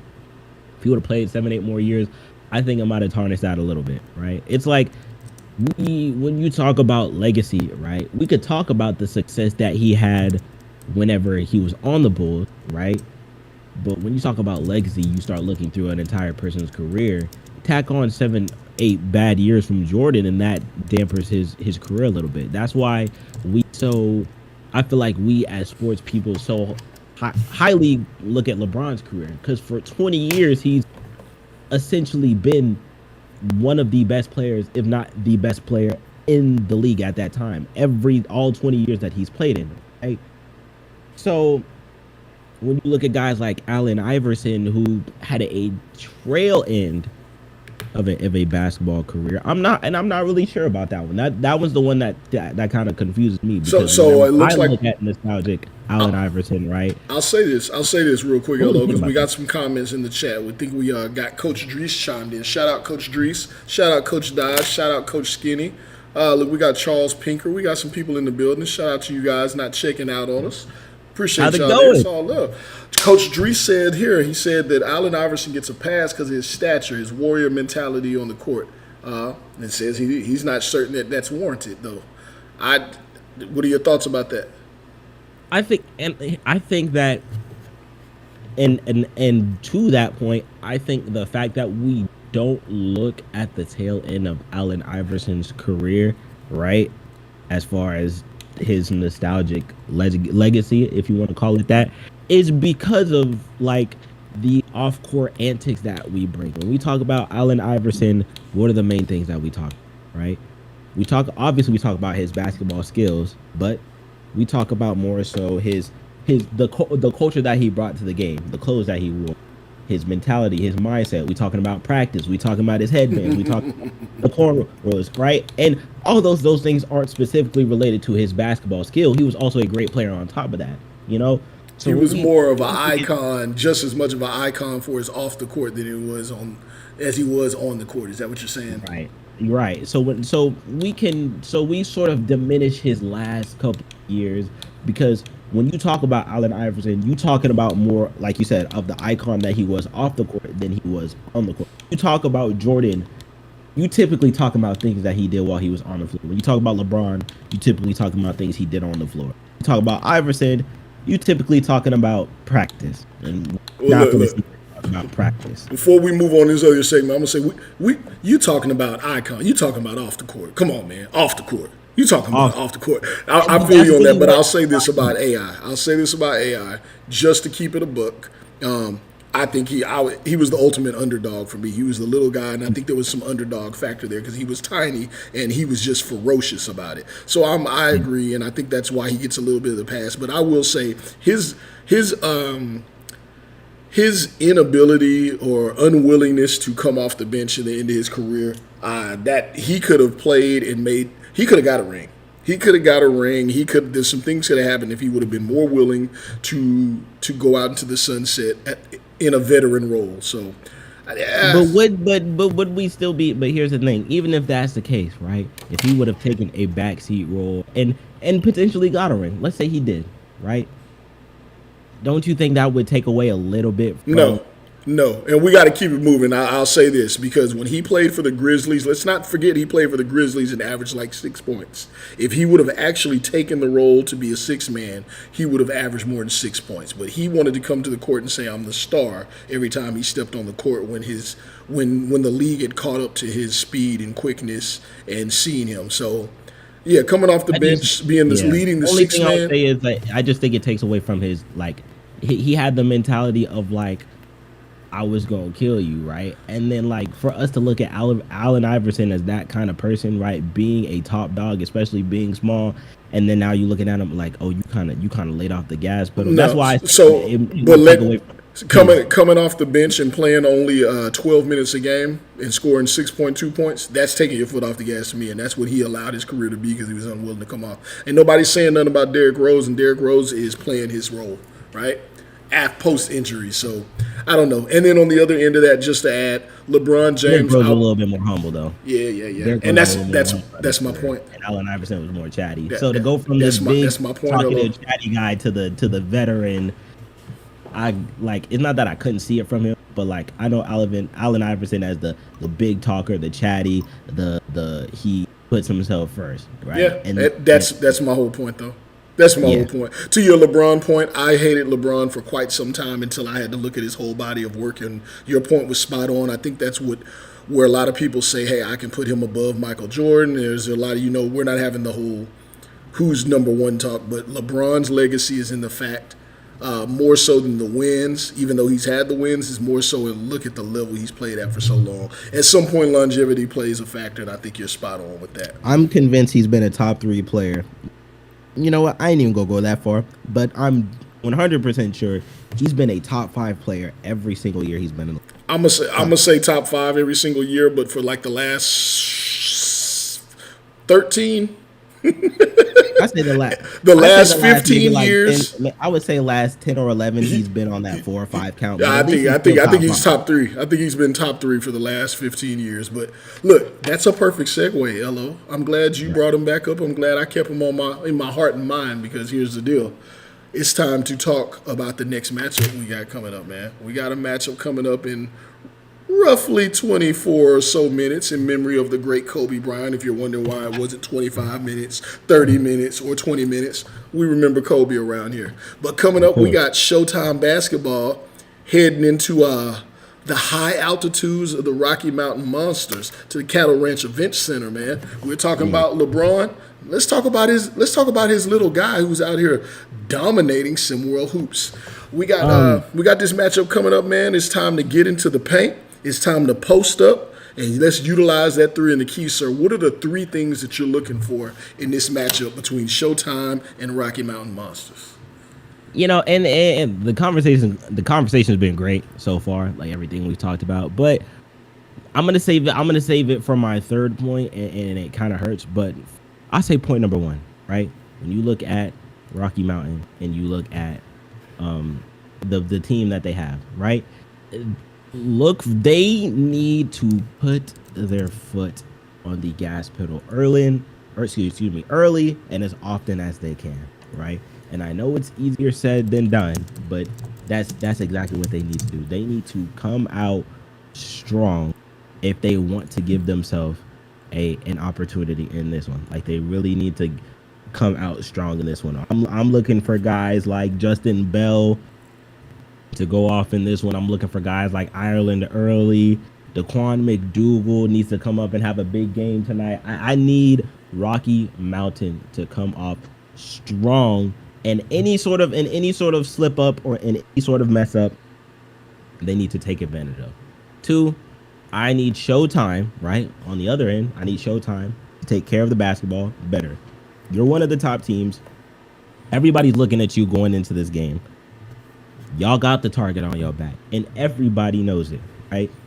So it's time to, especially getting close to this race to 1, it's time to start playing smart basketball, mentally, physically, taking care of the rock, trusting in Bronny, trusting in Bryce, right? They've got a lot of bright spots in Yams and Letterman and Moss and all those guys, but trust in your leaders to make the right decision. If I know Bronny James, he's gonna know when it's time for him to score, and he's gonna know when it's time for him to dish. And when it's time for him to dish, he's just like his dad, right? When he tells you to cut and he sends it over to that corner, you better have your hands. You better have him up. You getting smacked. Ball. I'm talking, and Bronny James can orchestrate a game like his dad. Not to the degree that LeBron's doing right now. Where I'm telling you, one of these days we are going to have another Amon Shumpert come on one of these podcasts. He's gonna talk about something. I remember back in the Garden back in 2034. I see Bronny coming down. He said, Mike, hand, and he threw the ball to Bronny's hands. And I'm telling you, it's gonna be somebody out there. He's gonna be the next Amon Shumpert for Bronny, because that's the way he can orchestrate a game. That's what he does. Right? So that's the second thing. Trust your leaders, trust your team, trust your coaching as far as Showtime. Play smart basketball. And do what you've been doing all season. Dominate, right?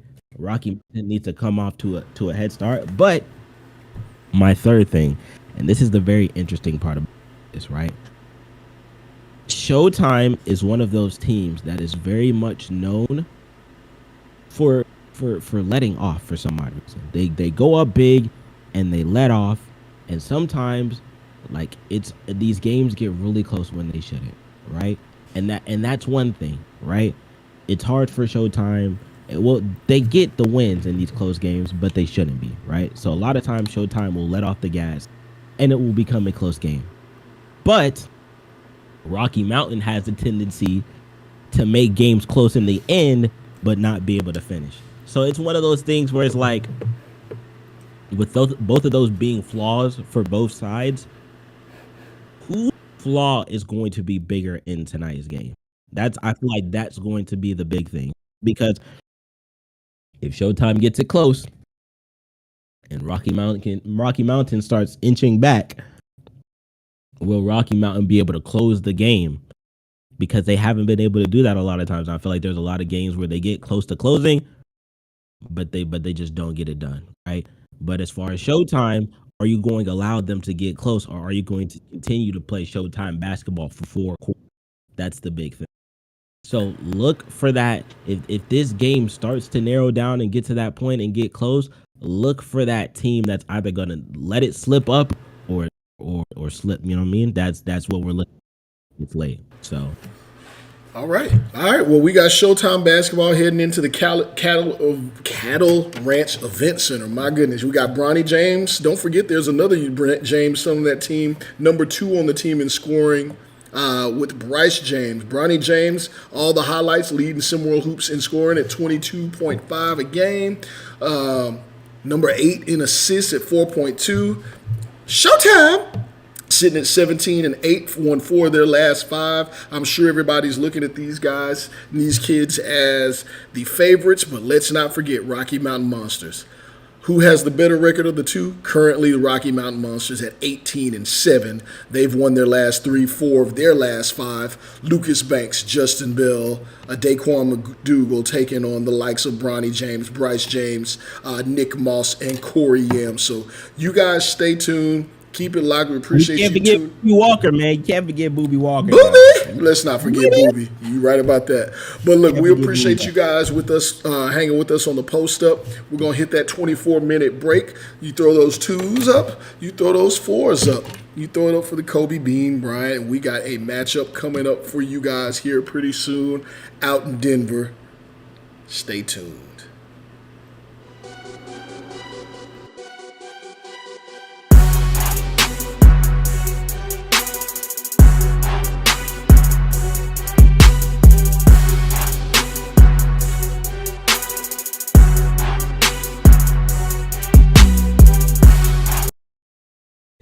Time to re-up, put the cooler in the Chevy. Shit, we roll heavy. I'm 6 cars deep. 1 car for homeboy, 3 cars of freaks. 1 car for those that like to blow sweets. The other damn cars, the ones that pack heat. No matter what street I'm on, I be flossing. No need to brag, let my rims do the talking.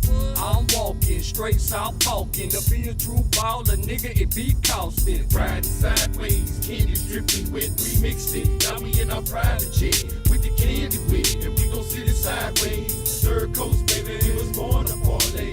Riding sideways, candy dripping wet.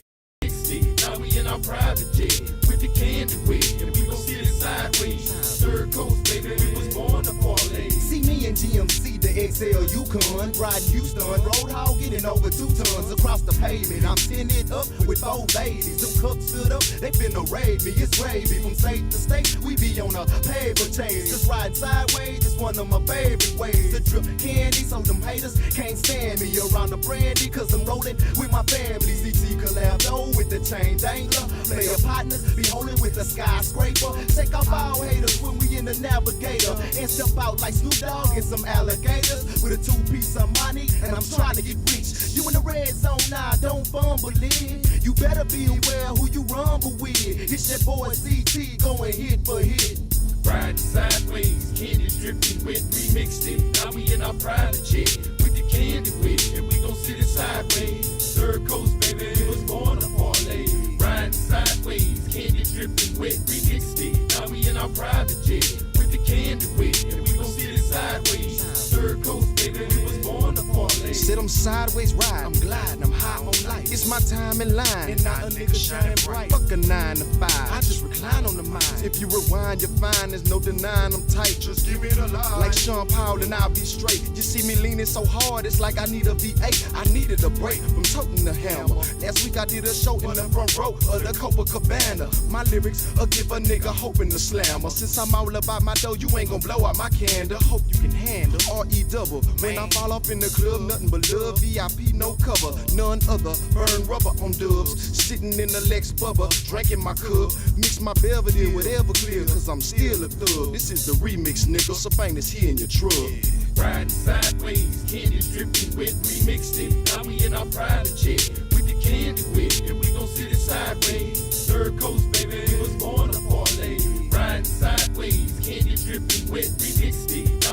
private jet with the candy wet, and we gon' sit it sideways. Third coast, baby, we was born to parlay. I'm still reclining, let the top down, diamonds glaring, remixed it, and now we got the whole world staying. See, it's true, playboy, we representing that text. Boulder so big you can't fit it round my neck.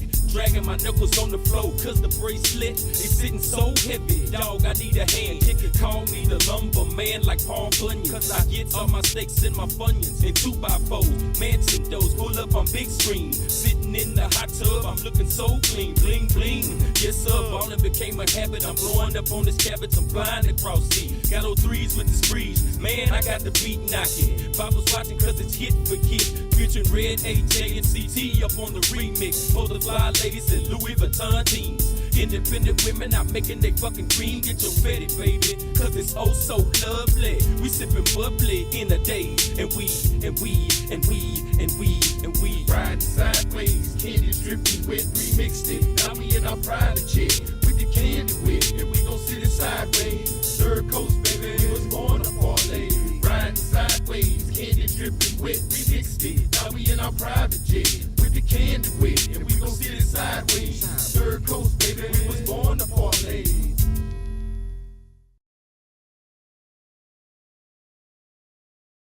Put on the beat.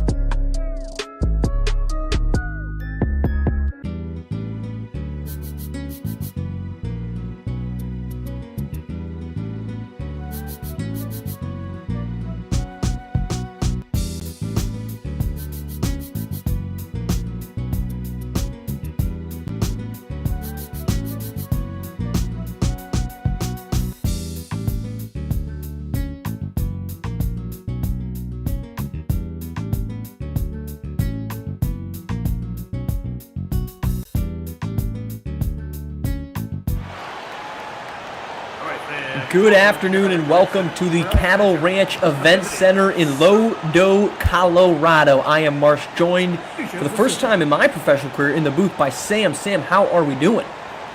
Doing great, Marsh. Happy to be in the booth with you tonight. Usually on the back end of things, but today, hopping in the booth, spitting some smoke, taking advantage of the Cattle Ranch Event Center and its concessions. So, ready to go. Ready to watch some Simworld hoops. Spitting some smoke, I don't think it's healthy. I think you might want to check with the doctor on that. But we got a great one. Rocky Mountain playing host to Showtime. It's, for all intents and purposes, a potential championship race to one preview. Rocky Mountain coming in at 18-7. Showtime at 17-8. Showtime had a lengthy winning streak ended earlier by Beyond the Arch and a quick foul by Corey Yams. That's going to send McDougal to the line. We're going to step aside real quick. First quarter, don't miss a thing. We're right back.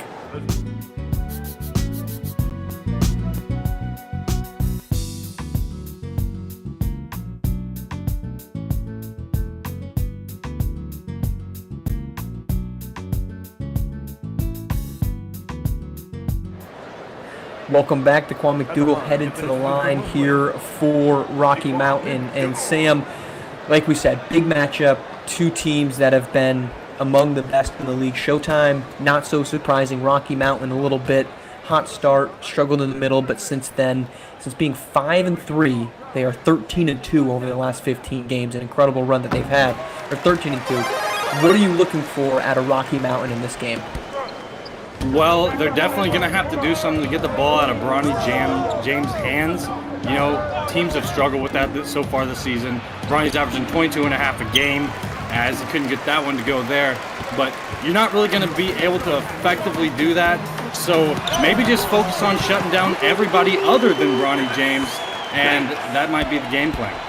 Yes, Showtime has indeed struggled to find that second score. It's a approach that we've seen Best Coast Ballers run into a similar, hurdle in which not having anyone step up in place or in response to your second star. Bryce James has been most commonly there, 10.3 points per game. We've seen some sparks from Nick Moss, but really haven't seen anything. It's Rocky Mountain now off to an 8-0 start, so let's flip it to there. What does Rocky Mountain need to do now to win this marquee matchup? Well, Rocky Mountain loves their offense, and you can see here early, getting off to an 8-0 run to start the game. I think they're really just going to be firing on all cylinders on offense, and, Justin Bell's a bucket. Just feed the man, baby. Justin Bell really has come on, I don't want to say out of nowhere, but a little out of nowhere in terms of his emergence as a tentpole type of guy. Have not shied away from the fact that I think you need a guy to be a championship caliber team. Do you think Justin Bell is that talented of a guy? Can he be the guy as he buries a deep two to make it 10-0? Can he be the guy for Rocky Mountain? I definitely think so. Justin Bell this year shooting 51% from the field, so he's efficient. He's going to put the ball in the bucket. Very technical player. Justin Bell can be that guy. Rocky Mountain has 4 scores, 10 points or more. Justin Bell leads him at 15.2. We'll step aside. First time out of the game. Rocky Mountain roaring in the first quarter. 10-0. 6:04 to play. Opening 8.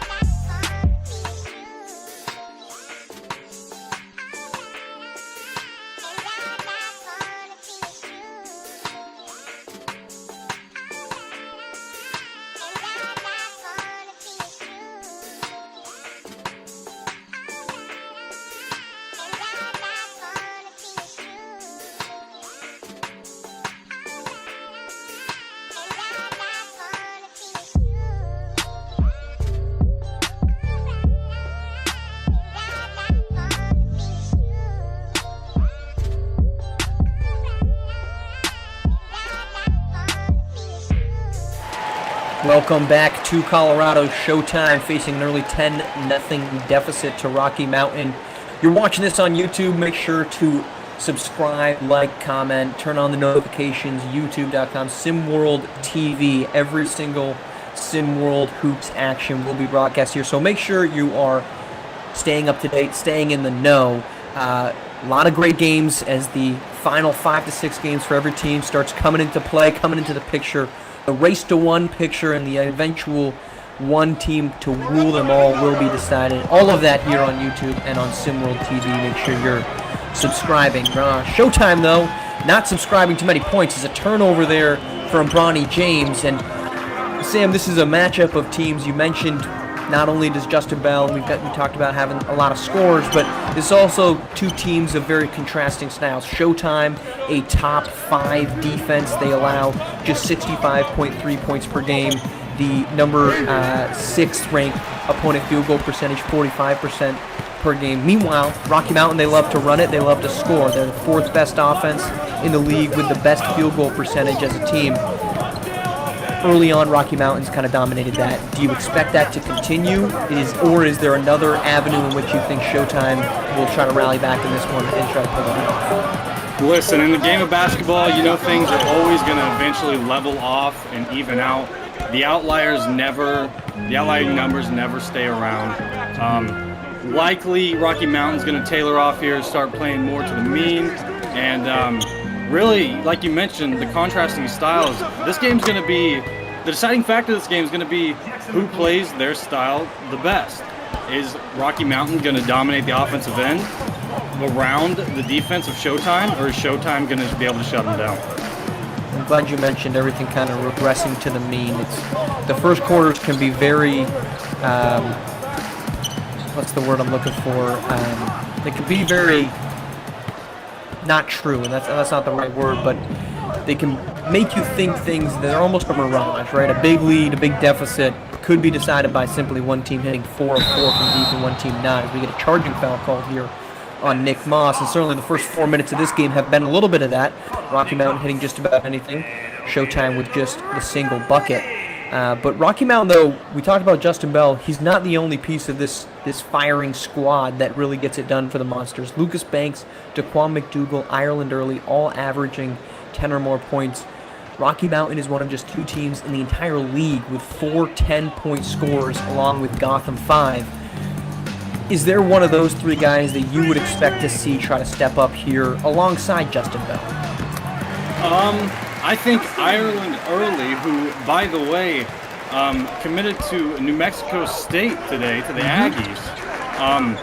He definitely, you put him out on the 3-point line, spot him up, he's going to get some buckets from out there. He can create any way he wants. Lucas Banks, you know he's going to distribute the rock, really play his role, do whatever he needs to do on offense to get everyone involved.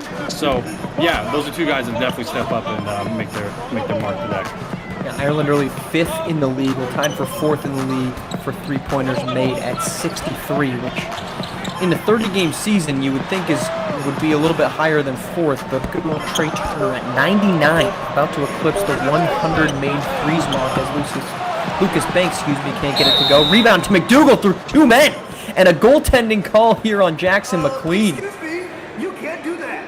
That's Wow. goaltending. Yeah, that's a good take, Sam. Wow, Daquan McDougal going through Corey Yams and Jackson McLean for that putback goaltending call. Though I don't know if that was actually going in. That's a tough block call there on McLean. I think McLean might have hung in the air for a couple more seconds there. Very vertical threat he is indeed. Going to work up top now, Corey Yams. Working over to G as Bronny James takes a seat here. G fires up a triple, won't fall. Rebound heads the opposite direction. It's going to be Zane Davis with the ball. Coming off the bench, averaging 6.2. Trying to get in the paint, and one on Ethan Letterman. Showtime not really able to get any open shots right now at all. And Rocky Mountain, they're just continuing their offensive barrage here. Well, we saw this in the Showtime loss to Beyond the Arch. Showtime didn't come out with a ton of aggression. They came out very much as if it was a home game against a team who at the time had not been on the 6-game winning streak, or was in the midst of it, the beginning of it. They played very flat. We're seeing a little bit about that coming through again tonight here, Sam. Definitely.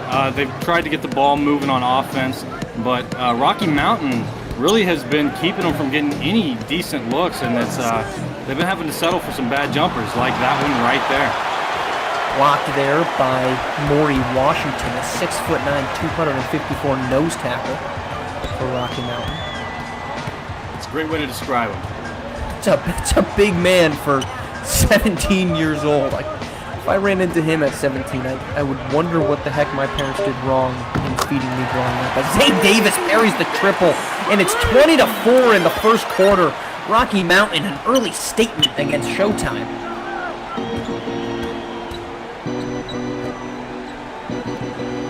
Inside to Yams. Sam down by 16 as Ethan Letterman fires up and hits the 3 to cut it to 13. That's down by 16 before, I beg your pardon, math not all strong suit. Is this a situation where you be keeping Bronny James in the game considering the deficit, or are you we talked about earlier, expecting a regression to the mean in both directions as St. Davis just backs down Jackson McLean and subsequently gets blocked? Are you trying to get Bronny out here in this situation, or do you kind of run with it, keep the rotations as is? It's definitely time to make some changes for Showtime. Getting Bronny James on the floor would be a great start to that, but really they need to find a way to create some shots on offense. The ball movement hasn't been good enough to really shift the defense. They're not getting any good looks. Another bad look there by Jackson McLean. Yeah, they definitely need to get Bronny James back in the game, get their bucket getters back in, and they got to get something going. Good take there by Booby Walker, though he can't get it to go. Good defense, better defense, we should say, by Jackson McLean. And as you mentioned, this has been a challenge as Ethan Letterman drives to the paint, can't get it to go through the contact. That has plagued Showtime all season. The non-Bronny minutes have just not been efficient for them as Maury Washington can't get that one to go. So without Justin Bell on the floor, not much better for Rocky Mountain. Still a 13-point lead. Jackson McLean can't get the easy bucket to go. There's Booby Walker, though, a turnover right into the hands of Showtime's Mark They got to take Chisholm. advantage there on the fast break. Chisholm won't get it to go and subsequently blocked. Tough possession for Chisholm, who averages just 1.6 per game. 3 seconds on the shot clock or game clock. 3 won't fall. That'll end the first. Rocky Mountain erupts in the first quarter for 20 points. Their defense looking Showtime-esque, holding Showtime to just 7. That's our first quarter score, 20-7. Second quarter coming up in Colorado.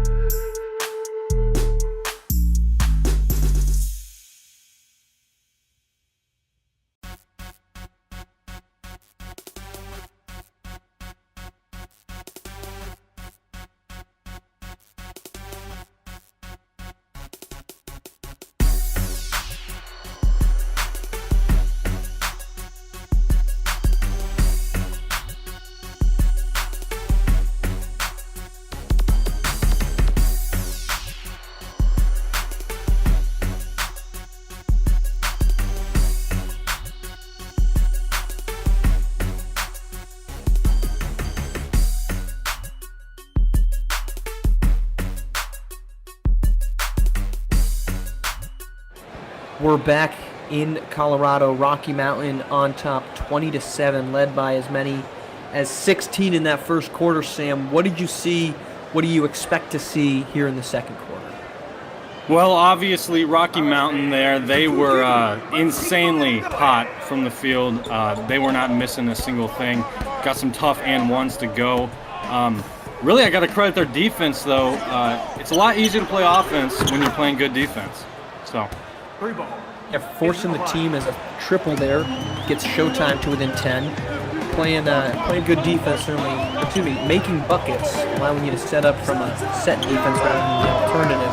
As Zane Davis misses his first shot, had 6 in the first quarter, a 3 and an and 1. Corey Yams trying to instigate the offense. Still no Bronny, still no Justin Bell. And in the first quarter for Showtime, Ethan Letterman, the leading scorer, with 3, as Bronny James was just a 1 for 3 from the floor. Here's Vines, he'll have to fire one up and gets it to go, and just like that, Showtime back within 7. First quarter, Rocky Mountain did shoot well. They didn't shoot great, they didn't shoot terrible, kind of in the middle. Showtime was even worse. They shot around 25, 33%, right in that range. Do you think that was a cause of bad offense, good defense, combination of both? Definitely a combination of both. We saw Rocky Mountain play some pretty good defense. We saw Kenneth Gaffney take a charge in the middle of the lane.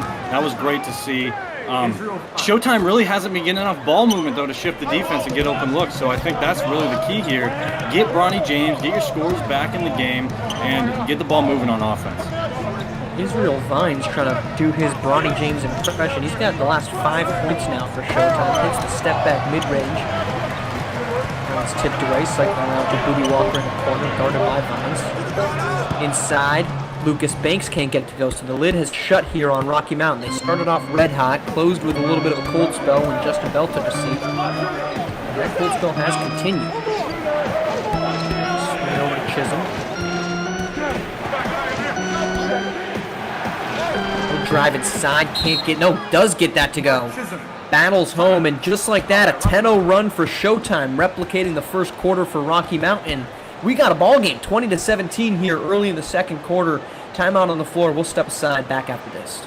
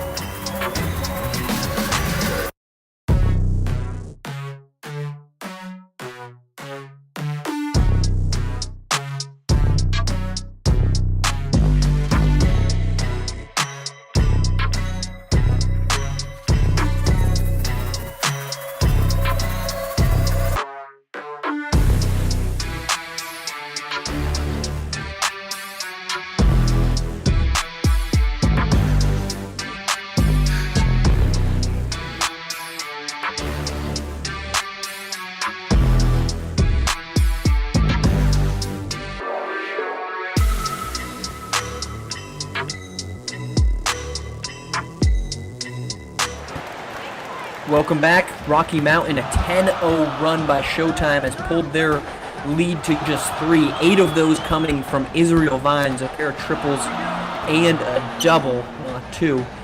But keep in mind, big games tomorrow, a lot of playoff seeding as this one heads out of bounds. Kicking off at 7 p.m., Beasts of the East going up against Simworld Atlanta. Simworld Atlanta's needing a win to draw to 500, draw back even with Cascadia, who will be in action tomorrow night on regional broadcast. Meanwhile, at 8 p.m., Beyond the Arch taking their 6-game winning streak into the Yacht Club, or to face the Yacht Club. They're needing a win, trying to maybe potentially pull up to within Beasts of the East. Beyond the Arch has been red hot, but even more red hot has been the play of Israel Vines. 10 points here in this second quarter, Sam, and Rocky Mountain's lead is down to 1, but Justin Bell quickly answers to push it back to 3. Yeah, we talked about things regressing to the mean, but we've really seen things here swing completely in the opposite way. And it shows you how much basketball game is a game of runs. Whoever has the momentum seems to stay with the momentum for a little bit, and we've seen that here. Ferocious defense. Bronny James pull up 3, gets it. We're tied. Bronny James returns to action. and that's what we expect from Bronny James, right? Great defense. He's exhibited that. That's kind of what his expected calling card would be this season. But he added the other piece of that just then, the 3 in transition, and we are tied up for the first time all game. Bronny really is the life force of this team. Bad turnover there by Rocky Mountain. But Bronny really gives this team their energy. He really gives them, he brings the energy on defense, creates things on offense. He is their go-to guy, so they really need him playing well in order to compete in this game. Israel Hines did the job to get Showtime back into this, and Bronny James taking over his second straight bucket, and just like that, Showtime back up on top, down by 20-4. They've gone on a 20-2 run, so as this bucket could have just made it perfectly even 20-4 runs in either direction, but Showtime, just like that, Nick Moss adding to it, 26-22. Here comes Showtime. Coach Joyner must have snapped a clipboard in the timeout or something. He's got these guys completely turned around from what we saw in the first quarter. Showtime really off running on offense now. Daquan McDougal fouled by Corey Yams to prevent the easy 2. That'll send McDougal to the line. The lead extended to 26-22, or excuse me, to 20-20. Here we go, 20-4 when Zane Davis hit a 3, his second bucket in as many attempts in that first quarter. Since then, though, the lid has been on the bucket for Rocky Mountain, and Showtime has stormed back. Great defense, and that's what we talked about in the first quarter, Sam. That's the calling card of Showtime. Great defense, hold your opponent to poor shooting. Rocky Mountain has done that, or fallen into that trap, rather, in these first 5 minutes of the second quarter and the closing minutes of the first. Absolutely, and I think we really need to see Rocky Mountain get their main guys back in the game, get that starting 5 going again, and I think they'll be out running again. They have many pieces of that out there right now. Kenneth Gaffney, alongside Ireland Early, who you mentioned, signed with New Mexico State, along with Justin Bell, and Lucas Banks. I believe that's Daquan McDougal in the paint as well. No, it's not Daquan McDougal. But it is much of their starting 5 in the paint trying to corral things. I believe that's Daquan Gaffney Ward out there. Missing that key piece, though, in Lucas Banks. He really does. He really is like an offensive glue guy. He can distribute. He can create space, make plays at the basket. A guy like that is invaluable on offense. Yeah, he's a guy Siege and I were remarking on a previous game as a pull-up 3. Kenneth Gaffney lead back to Rocky Mountain. It is exactly that, though, for Lucas Banks. Does a lot of things. 3.8 assists per game. That's second on the team behind Gaffney. 10 points. That's second on the team behind Bell. As Bell with the block.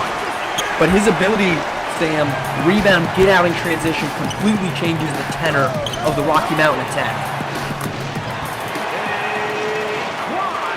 And we'll call that, it will be a block, but worked quite well as a pass from Kenneth Gaffney, and just like that, Rocky Mountain, a little run of their own. Now we've got not just big runs in either direction, Sam, we've got some good basketball going on here in the second quarter. Oh yeah, good competitive game. Great Justin block Bell there by and Justin Bronny Bell. James.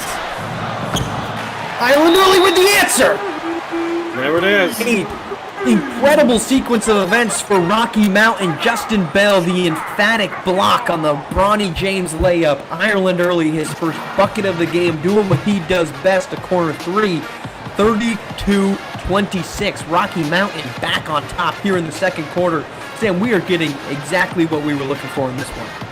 Oh yeah, we got a good competitive game now. We just saw a great block there from Justin Bell that leads to the spot-up 3 from Ireland Early, which we talked about how effective he is as a spot-up shooter earlier, and we saw it right there. Justin Bell does quite a bit of good things on both ends of the floor. Ireland Early does as well, hitting his first bucket of the game. We have, of course, as we're approaching the end of the regular season, the race to 1 also means we're approaching Saturday showcase. So if you are making the votes, get out there, make those decisions, ensuring that biggest names are being seen, and of course looking forward to seeing who could be involved in that. Anyone, Sam, that you're looking forward to potentially seeing in that game? Oh man, I don't have anybody in specific. I'm just looking forward to seeing all the best of the best that we got here in SimWorld Hoops out there competing against one another and just really putting on a show. It most certainly will be one heck of a show. But of course, we've still got plenty of highly important regular season basketball to be played, including here in Colorado. Opportunity, as we mentioned at the jump, Rocky Mountain can stay at the number 2 seed, can move to 19-7. That would be the second best record in SimWorld Hoops. That would surpass Bay Area Breakers, the top team right now in the Legend Conference. Showtime, meanwhile, looking for a win. That would move them to 18-8 and temporarily ahead of Best Coast Ballers for the 4 seed. What that would mean is just a proverbial home uniform in the Race to 1. Race to 1, of course, will be in Houston. One game eliminations. Speaking of one game eliminations, do you think, as Jackson McLean drives in, gets 2 to go, is this a potential championship game preview? Would you be comfortable putting money on Rocky Mountain and Showtime meeting in the championship game? Putting money on it, I'm not sure about. We got a lot of great competitive squads in the league right now. A lot of high-level basketball for some teams. But it's definitely, I mean, this is definitely a matchup between 2 of the top teams that we have. You know, Showtime is 3rd in their division, but 4th in the conference. So that shows you in the Pacific Rim division. I mean, that is a tough division. We got a lot of good teams in this conference. The Pacific Rim could send 4 of their 5. Asia Pacific's currently sitting at 8 right now at 12-14. They're trying to stay ahead of ATLians as nice lay-in there from Daquan McDougal. Of course, H-Town has moved up to 3 because the top 3 seeds are the division leaders, and H-Town unlikely to stumble out of the gate, though they have lost 2 in a row.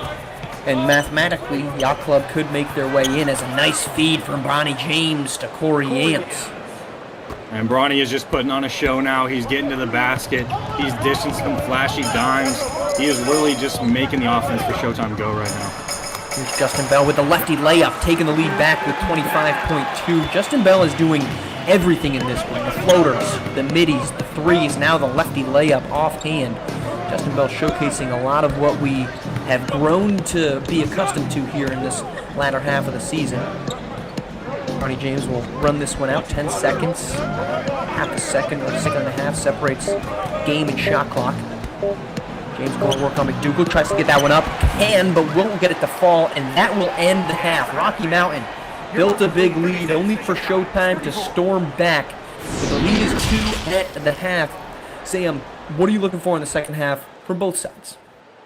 Well, you know, we saw Rocky Mountain dominate in the first quarter, and then things completely swing in the second quarter. Showtime comes out firing on all cylinders, and then things get a little competitive there right near the end of the first half.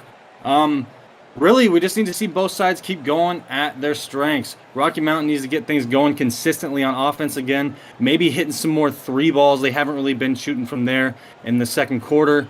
And Showtime really just needs to keep their rhythm going. Yeah, Justin Bell carried the first quarter. Israel Vines led the way in the second before Bronny James came in to support him. That's what really drove this comeback between 2 teams, pretty evenly matched. That's our halftime score, 36-34. Second half from Colorado on deck.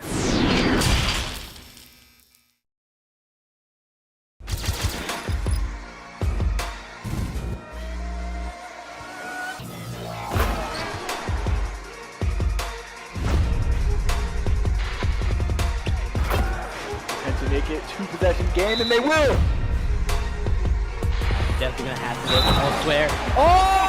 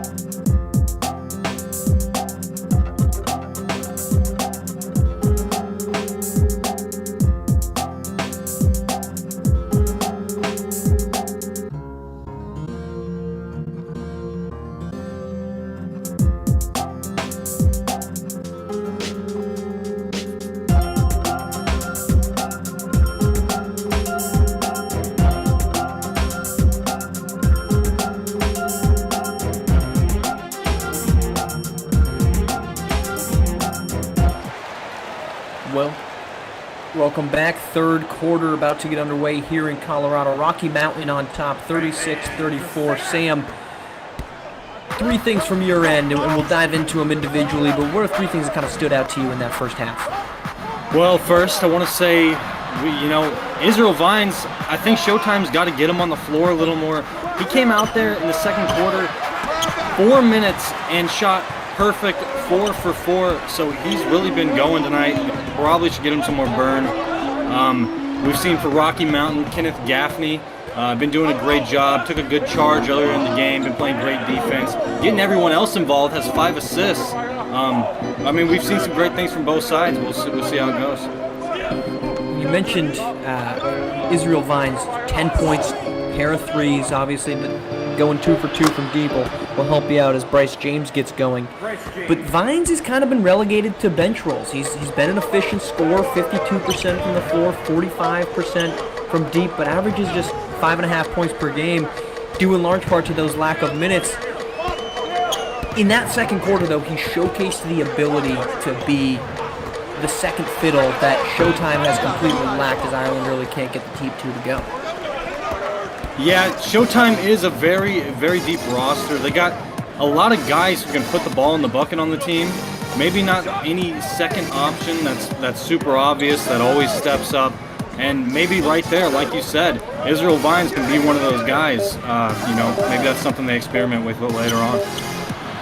Justin Bell has also really turned it on as that mid-range won't fall and we stay locked in at 36. Bell was not a guy at the beginning of the season that many folks would have expected to come out and be the #1 player, and I think that was an early reason why Rocky Mountain was looked at a little skeptically, right? They win their first 5 as Bell gets going from mid. He's got 13 now. Rocky Mountain starts off, they win 5 in a row, then they lose 3 straight, and it's like, okay, I think we know where this is going. This is a middle-of-the-pack team. They got their win streak out of the way as good defense there from Bell. And then Bell just changed. He became more aggressive on offense. He started taking over and said, we need a #1. I'm going to be that guy. As a nice feed by Lucas Banks to McDougal for 2 more. He's going toe-to-toe right now, though, Sam. That's a long lead-in to get to the point. He's going toe-to-toe with the, say, inarguable, unanimous #1 player in the league. He's blocked him twice. He's outscoring him by 2 right now. He is rising to the occasion tonight, as you mentioned.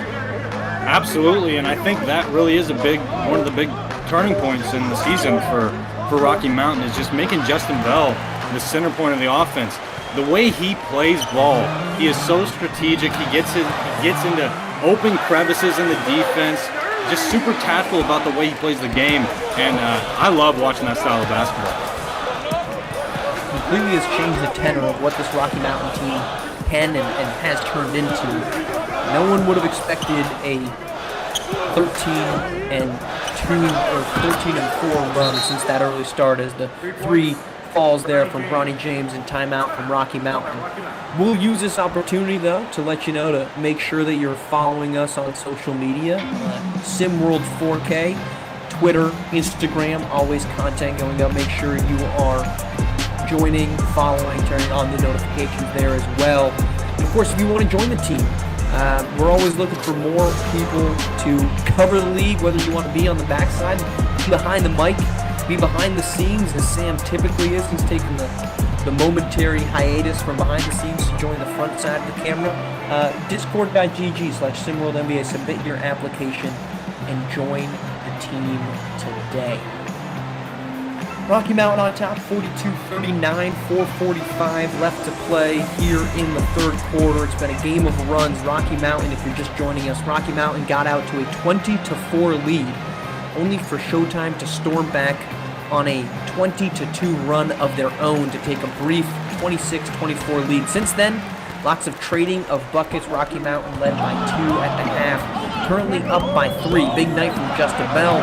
He's going toe-to-toe with Bronny James in what has turned out to be as billed of a highlight prime-time matchup as Lucas Banks gets 2 to go there, pushes the lead back to 5.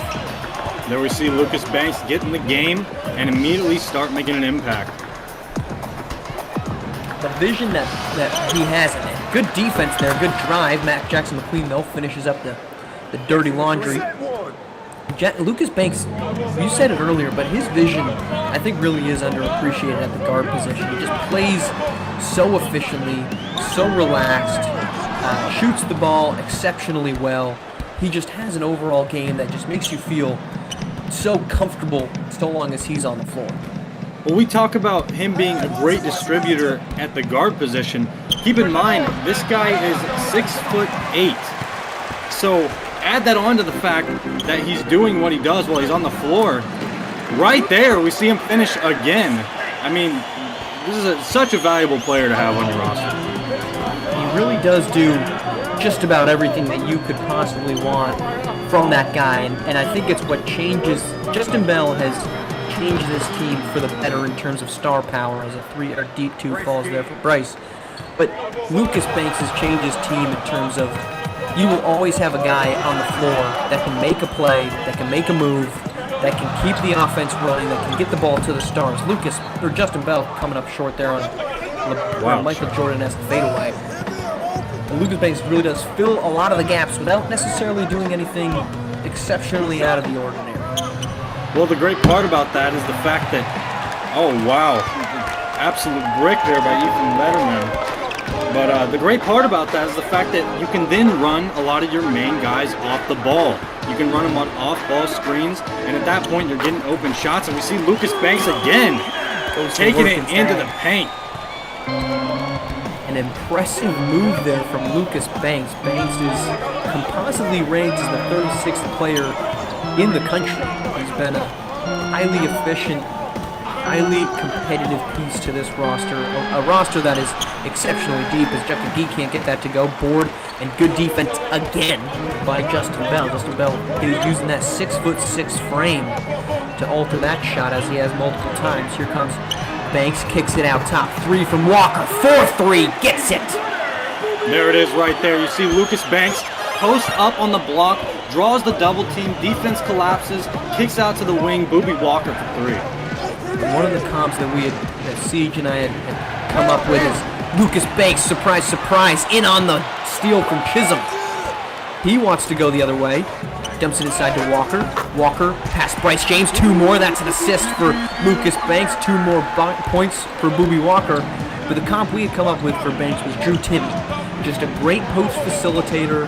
Knows where the ball needs to be at the right time. He's not a guy that tries to take over for himself.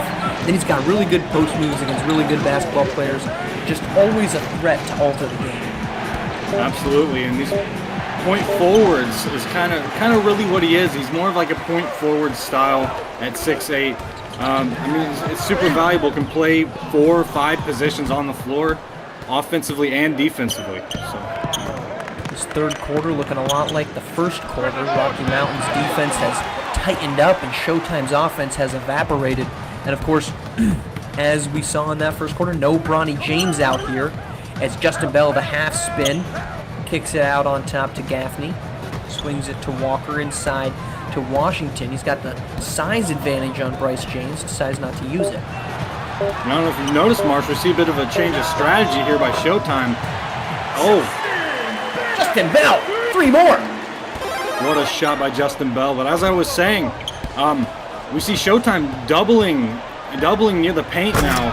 We'll see how that works out for him. Great dime by Juka G.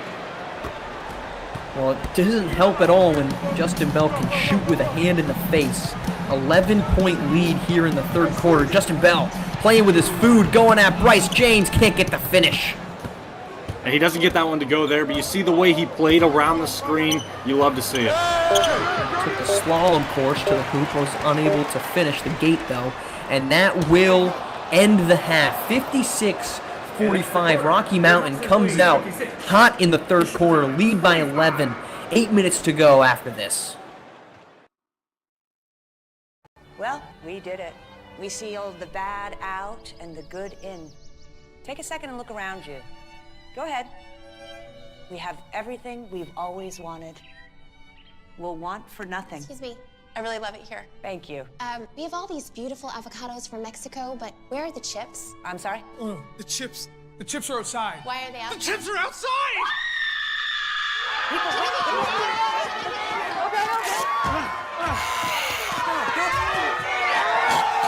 I want a Chris Elliott autograph? Hi.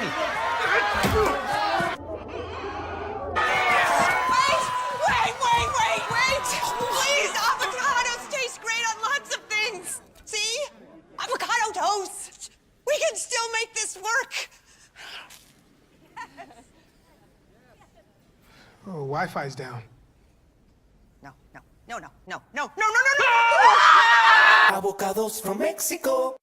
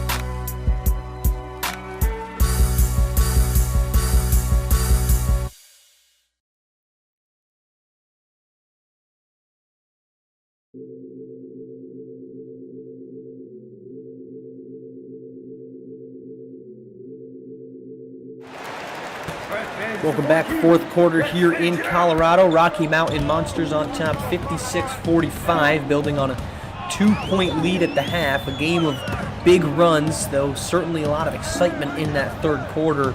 Sam, we look at the fourth. What's Showtime going to need to do to get back in this thing? Well, a lot of what we saw in the third quarter, we might see again here. Yep, we sure do. Lucas Banks making us look real good right now. They got to shut down Showtime. They need to shut down the inside. They've been allowing too many bully ball looks on the block. If they need to get some bigger bodies in the game, get them in. But Jackson McLean, Corey Yams, those are some big dudes. So if they're not taking care of the job, I don't know who is. Surprising switch there. Rocky Mountain swapped Kwame McDougal out to Ethan Letterman and moved briefly Ireland early onto Corey Yams. But you mentioned we had a bit of a circus shot from Lucas Banks. This is a highly efficient shooting team as Lucas Banks goes to work on Bronny James, can't get it to go. They lead the league in field goal percentage per game at 51.5, one of the 5 teams that are 50% or above. But they also have the highest field goal percentage in the game, and they shot 71% in a single 32-minute game as Ireland early lines up a 3 that goes short off the front iron. Now, they're not on their way to 71%, Sam, but they've certainly hit some shots, tough shots that Showtime hasn't been able to as a foul here's call on Justin. Yeah, Rocky Mountain, that's been their thing. They are an efficient scoring team. And again, tonight's no different. They go out there, their main guys, their main bucket getters, they get good looks and they knock them down when they get them. So, I mean, with an offense like that, you're going to have to bring your best defensive game. Bring your best defensive game. Big afternoon we talked about tomorrow. Doubleheader on SimWorld TV. But of course, stay in the news, and so you know when it's coming if you join the Discord, discord.gg/SimWorldNBA. Every single article, take, hot take, poor takes, cold takes if you're Rick Blaze, ice cold takes if you're Rick actually, and then even colder ice cold takes if you're me on the Marsh Pod. All of that can be found discord.gg/SimWorldNBA. We had to get one stray towards Rick's direction per broadcast. That's the rule. Of course. 58-47. If Siege, my often partner in the booth, is watching Justin Bell. My goodness gracious. Can't get it to go, though. Behind the back gets him to the rack. First one to 69 wins is the old adage from old CJ. So we'll see if Rocky Mountains is on their way to that. But 2 points from Bryce James as they want to get to it first. Cuts the lead to 9. Great crossover there by Bryce James. We haven't really seen anything of him so far in this game. Maybe now's the time he turns it on and turns things around. Yeah, Bryce has been a quiet facilitator here in this one. He hasn't quite been aggressive as Justin Bell decides he wants a little pull-up instead of going off to the Corey Yams poster opportunity. Pushes it back to 60-49. Here comes Bronny. Good defense from Justin Bell. Better offense. Bronny gets a tough bucket to go. Justin Bell, though, continues to put his imprint. You mentioned Kenneth Gaffney on the defensive end, and you're not wrong, but we have seen a really great two-way effort tonight from Justin Bell. We've seen it from Justin Bell, and we've seen a couple great defensive plays from Bronny James. These guys are really going at each other right now. We've seen them the last couple of possessions take it right at each other to the rim. Justin Bell coming in ranked 31st in SimWorld Hoops composite rankings, compiles rankings from SimWorld TV, ESPN, and 24/7. He's looked better than 31 tonight, and he's looked better than 31 for much of this second half of the season. Here's Early, guarded by Bronny James. Handoff to Justin Bell. He wants a step back from the free throw line. Rattles home. He is making everything. What a bucket there, and just what I talked about, he plays such a strategic, he really plays at his own pace, kind of like you see with someone like Luka Doncic.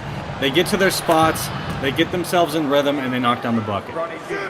You know, his game tonight and throughout this season has reminded me from a two-way ability from a prime Paul George, who's got the size to guard up and down the perimeter, and then just a great touch from deep, good aggression, gets into the paint, shoots and scores well on layups.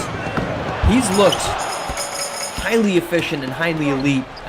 I'm not sure what the official player comp is. I know SimWorld has some folks working on those, but he's PG-13-esque in this one.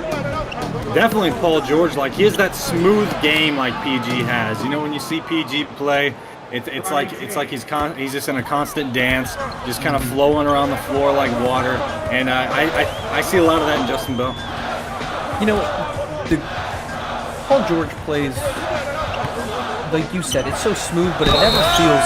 Oh my! Hold on. Beautiful pass, Justin Bell. Beautiful finish, Lucas Banks, and the foul. Chance to push this thing back to 10. Rocky Mountain answering every call that Showtime has made. Lucas Banks and Justin Bell. Go ahead. We see Showtime, they're still doubling on a lot of these drives. I think it's time to ditch that strategy. It's clearly not working well. Rocky Mountain are finding the guys on the cusp of the rim, out of the three-point line, and I don't think that's going to be a good, consistent defensive strategy. This team is filled with really good passers. The 7 of their 10 guys average 1.3 assists or more. I mean, I'm not just cherry picking that number just to say, oh, this is what they do. You look on the other side, it's just not that same number for Showtime. They have more guys. They have just 6 guys that are in that ballpark. This is a really great passing team, and like you mentioned, when the double teams come, they know exactly what to do with it, and they're doubling guys as Ireland early gets a tough layup to go. 2 points from the magic number. Justin Bell has great vision. They're doubling him. They're doubling Lucas Banks, who has great vision. They're doubling Kenneth Gaffney, who leads the team in assists. So not only are the doubles not working, it's Bronny James, a poster on Gaffney. Bronny has been uber aggressive this fourth quarter. He is trying to single-handedly bring this team back in to no avail as of yet. Ireland. Oh, Bronny says you will not get to 69 just yet, young man. Turns away the New Mexico State product of the future. And then he puts him in a dance. Can't get the bucket to go, though, over top of Lucas Banks. Rebound for Bell. 7-point game, just over 2 to play. Showtime needing stops. Inside to Banks. Banks on Chisholm. Gets it to go. Call it a wrap. 69-60. Banks again with the gritty play down low. It's serving Rocky Mountain well right now. Justin Bell and Lucas Banks, quietly, not so quietly, depending on who you're asking, as Kenneth Gaffney trying to lock up Bronny James. Might be one of the best two-man combinations in SimWorld hoops, if not the best. We saw Bronny James there just dancing. I'm sorry, we saw Bronny James dance on the wing there. I thought Kenneth Gaffney was hitting the man-in effort. He was all over the place. Bronny with a nice little close shot there at the rim. Well, how about this? Corey Yams locking up Justin Bell. Justin Bell, though, finds Ireland early, and a 3 leads to a timeout. I didn't think a double was needed there. And it leaves Ireland early, a dangerous three-pointer wide open. That pushes it to 10. We'll step aside. 1:28 to play here in the fourth quarter of Colorado. Still waiting for a big smile out of you. You're up 2-0.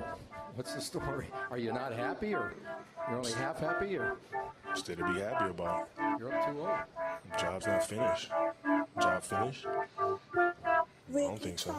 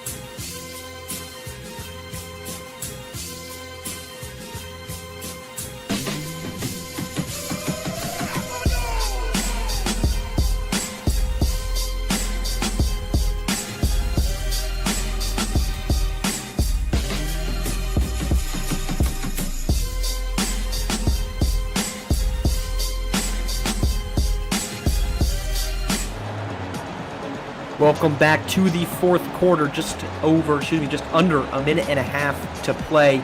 Rocky Mountain has withstood every punch that Showtime can throw their way, thanks to 20 from Justin Bell, 15 and 5 assists from Lucas Banks, and 13 points and 8 rebounds from Daquan McDougal. Sam, this is a group that's doing exactly what they've done all season, following in the footsteps of Justin Bell, each man doing exactly what they're asked of. Yeah, like you said, doing exactly what they're asked of. I think this team, the best part of it is the fact that they've all bought in. And you see the assist distribution. You got 7 guys on the team averaging over an assist a game, and 4 guys averaging over 10 points a game. Timeout here. We saw the graphic pop up, so I'm going to ask you right now. Player of the game, and if you want to go on the opposite side, so LeBron James is a good one, but who would be your player of the game? Or who is? Let's not go with who would be. Who is your player? I got to give it to Lucas Banks. We saw him come into the game and it just get things done. He got gritty down low. He drew the defense's attention, kicked out to his open teammates, just created a lot of opportunities for Rocky Mountain. And that's the type of basketball I love to see. He certainly had a well-rounded game. I'd probably go with Justin Bell just because he was the heartbeat of this team, but the two-man combination that he has, and with Lucas Banks, and it leads to a lot of hockey assists, a lot of hockey passes that get somebody else open. A quick pass inside to Lucas Banks. He's such a heady passer. Immediately finds the next open man. One of the things that we've seen tonight from Rocky Mountain that's been exceptionally impressive has been this isn't a group that wants their shot at all times. For example, the last 3 there from Ireland that led to the Showtime timeout. Justin Bell sees the double coming very easily. Could have just pulled up somewhat late in the shot clock and taken that mid-range 2 over 2 defenders. He's been hot. Wouldn't be a terrible take.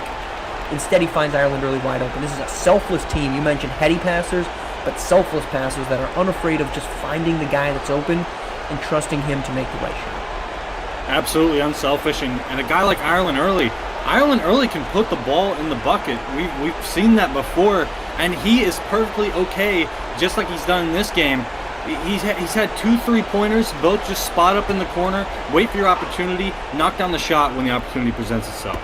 Yes, he is not. He was the guy many expected him to be the #1 guy, myself included, for Rocky Mountain at the beginning of the year. He just hasn't been that guy, which is fine. He's played more of a Klay Thompson role. I'm going to be off ball. I'm going to score when you need me to, as Kenneth Gaffney gets the layup to go. I'm going to get it done in the role that I need to be, and I'm not going to force anything outside of my realm. He has found his niche here at Rocky Mountain. I expect him to find that again at New Mexico State. He has had a heck of a season. He is maybe not the barometer for this team, but he's definitely the backbone of it. Veteran, he's been here for a year now. He knows in tough games what it's going to be like, and he answers the call for them as he did there. And we're getting down to the last 50 seconds now. Bronny, really tried to will his team back here in the 4th, but they haven't really been able to get any stops on Rocky Mountain, and it's not looking good for them. Kenneth Gaffney late in the shot clock, guarded by Bronny. Tough layup, won't fall. Rebound for Yams. 30 seconds left. This will just about do it. It'll all be cosmetic at this point. Bryce James hits a 3, decides to taunt the Rocky Mountain Talking bench. a little smack over there. Talking smack when you've been down all game. Now he fouls Justin Bell. 1 more to put them in the double, or the bonus. But assuming things go, we'll hold on this. We'll see the free throws. We'll at least get to the free throw line before we make any drastic proclamations about what this win means on both sides. We've got a off screen. We've got somebody who ran onto the court, paused the interruption, or apologized for the interruption. In the back court! Hold the phone. This thing isn't just about done yet. Justin Bell. Showtime ball. Distractions. Timeout, Showtime. That they were distracted. This distraction, and Justin Bell unable to get back into this game, or at least mentally, steps over the back line. Showtime now. The door is not quite shut. We're going to step aside. 22.2 to go. Coming back after this.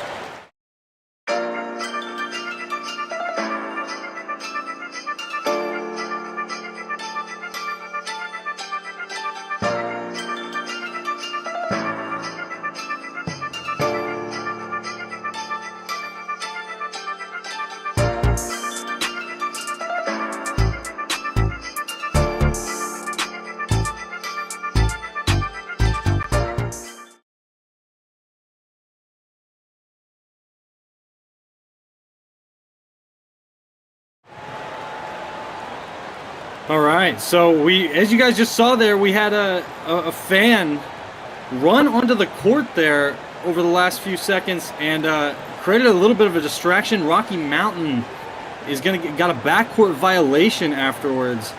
Late in the games here at the Cattle Ranch, people tend to indulge in the concessions there, and that Coors Light sponsor is no joke. I saw the Coors Light sponsor, not something you often see at any arena that's not an NBA one, but when the mountains are blue, that's the time to drink, and certainly the mountains are blue up here in Rocky Mountain. Mountains are blue, air is thin. All the better. It's a recipe for glorious nights. 22.2, 74-69. Rocky Mountain needing a stop. Showtime needing a bucket to stay alive. Here's Bronny, guarded by Gaffney. Goes to Nick Moss for three. He buries it. Big shot.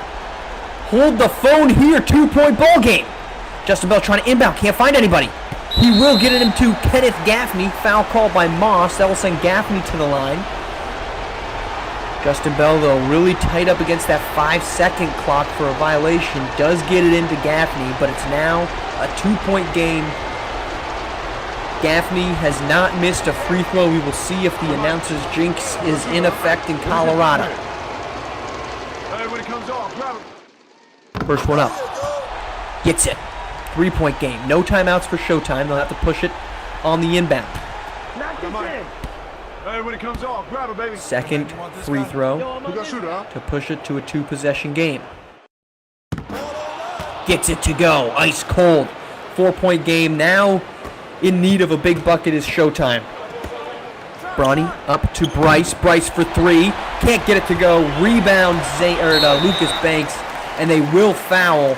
That'll send Gaffney back to the line, but that will just about do it. 76-72 free throws will decide it. Rocky Mountain will move to 19-7, the second best record in all of SimWorld Hoops and second in the Legacy Conference, with a statement win at home over Showtime, Sam.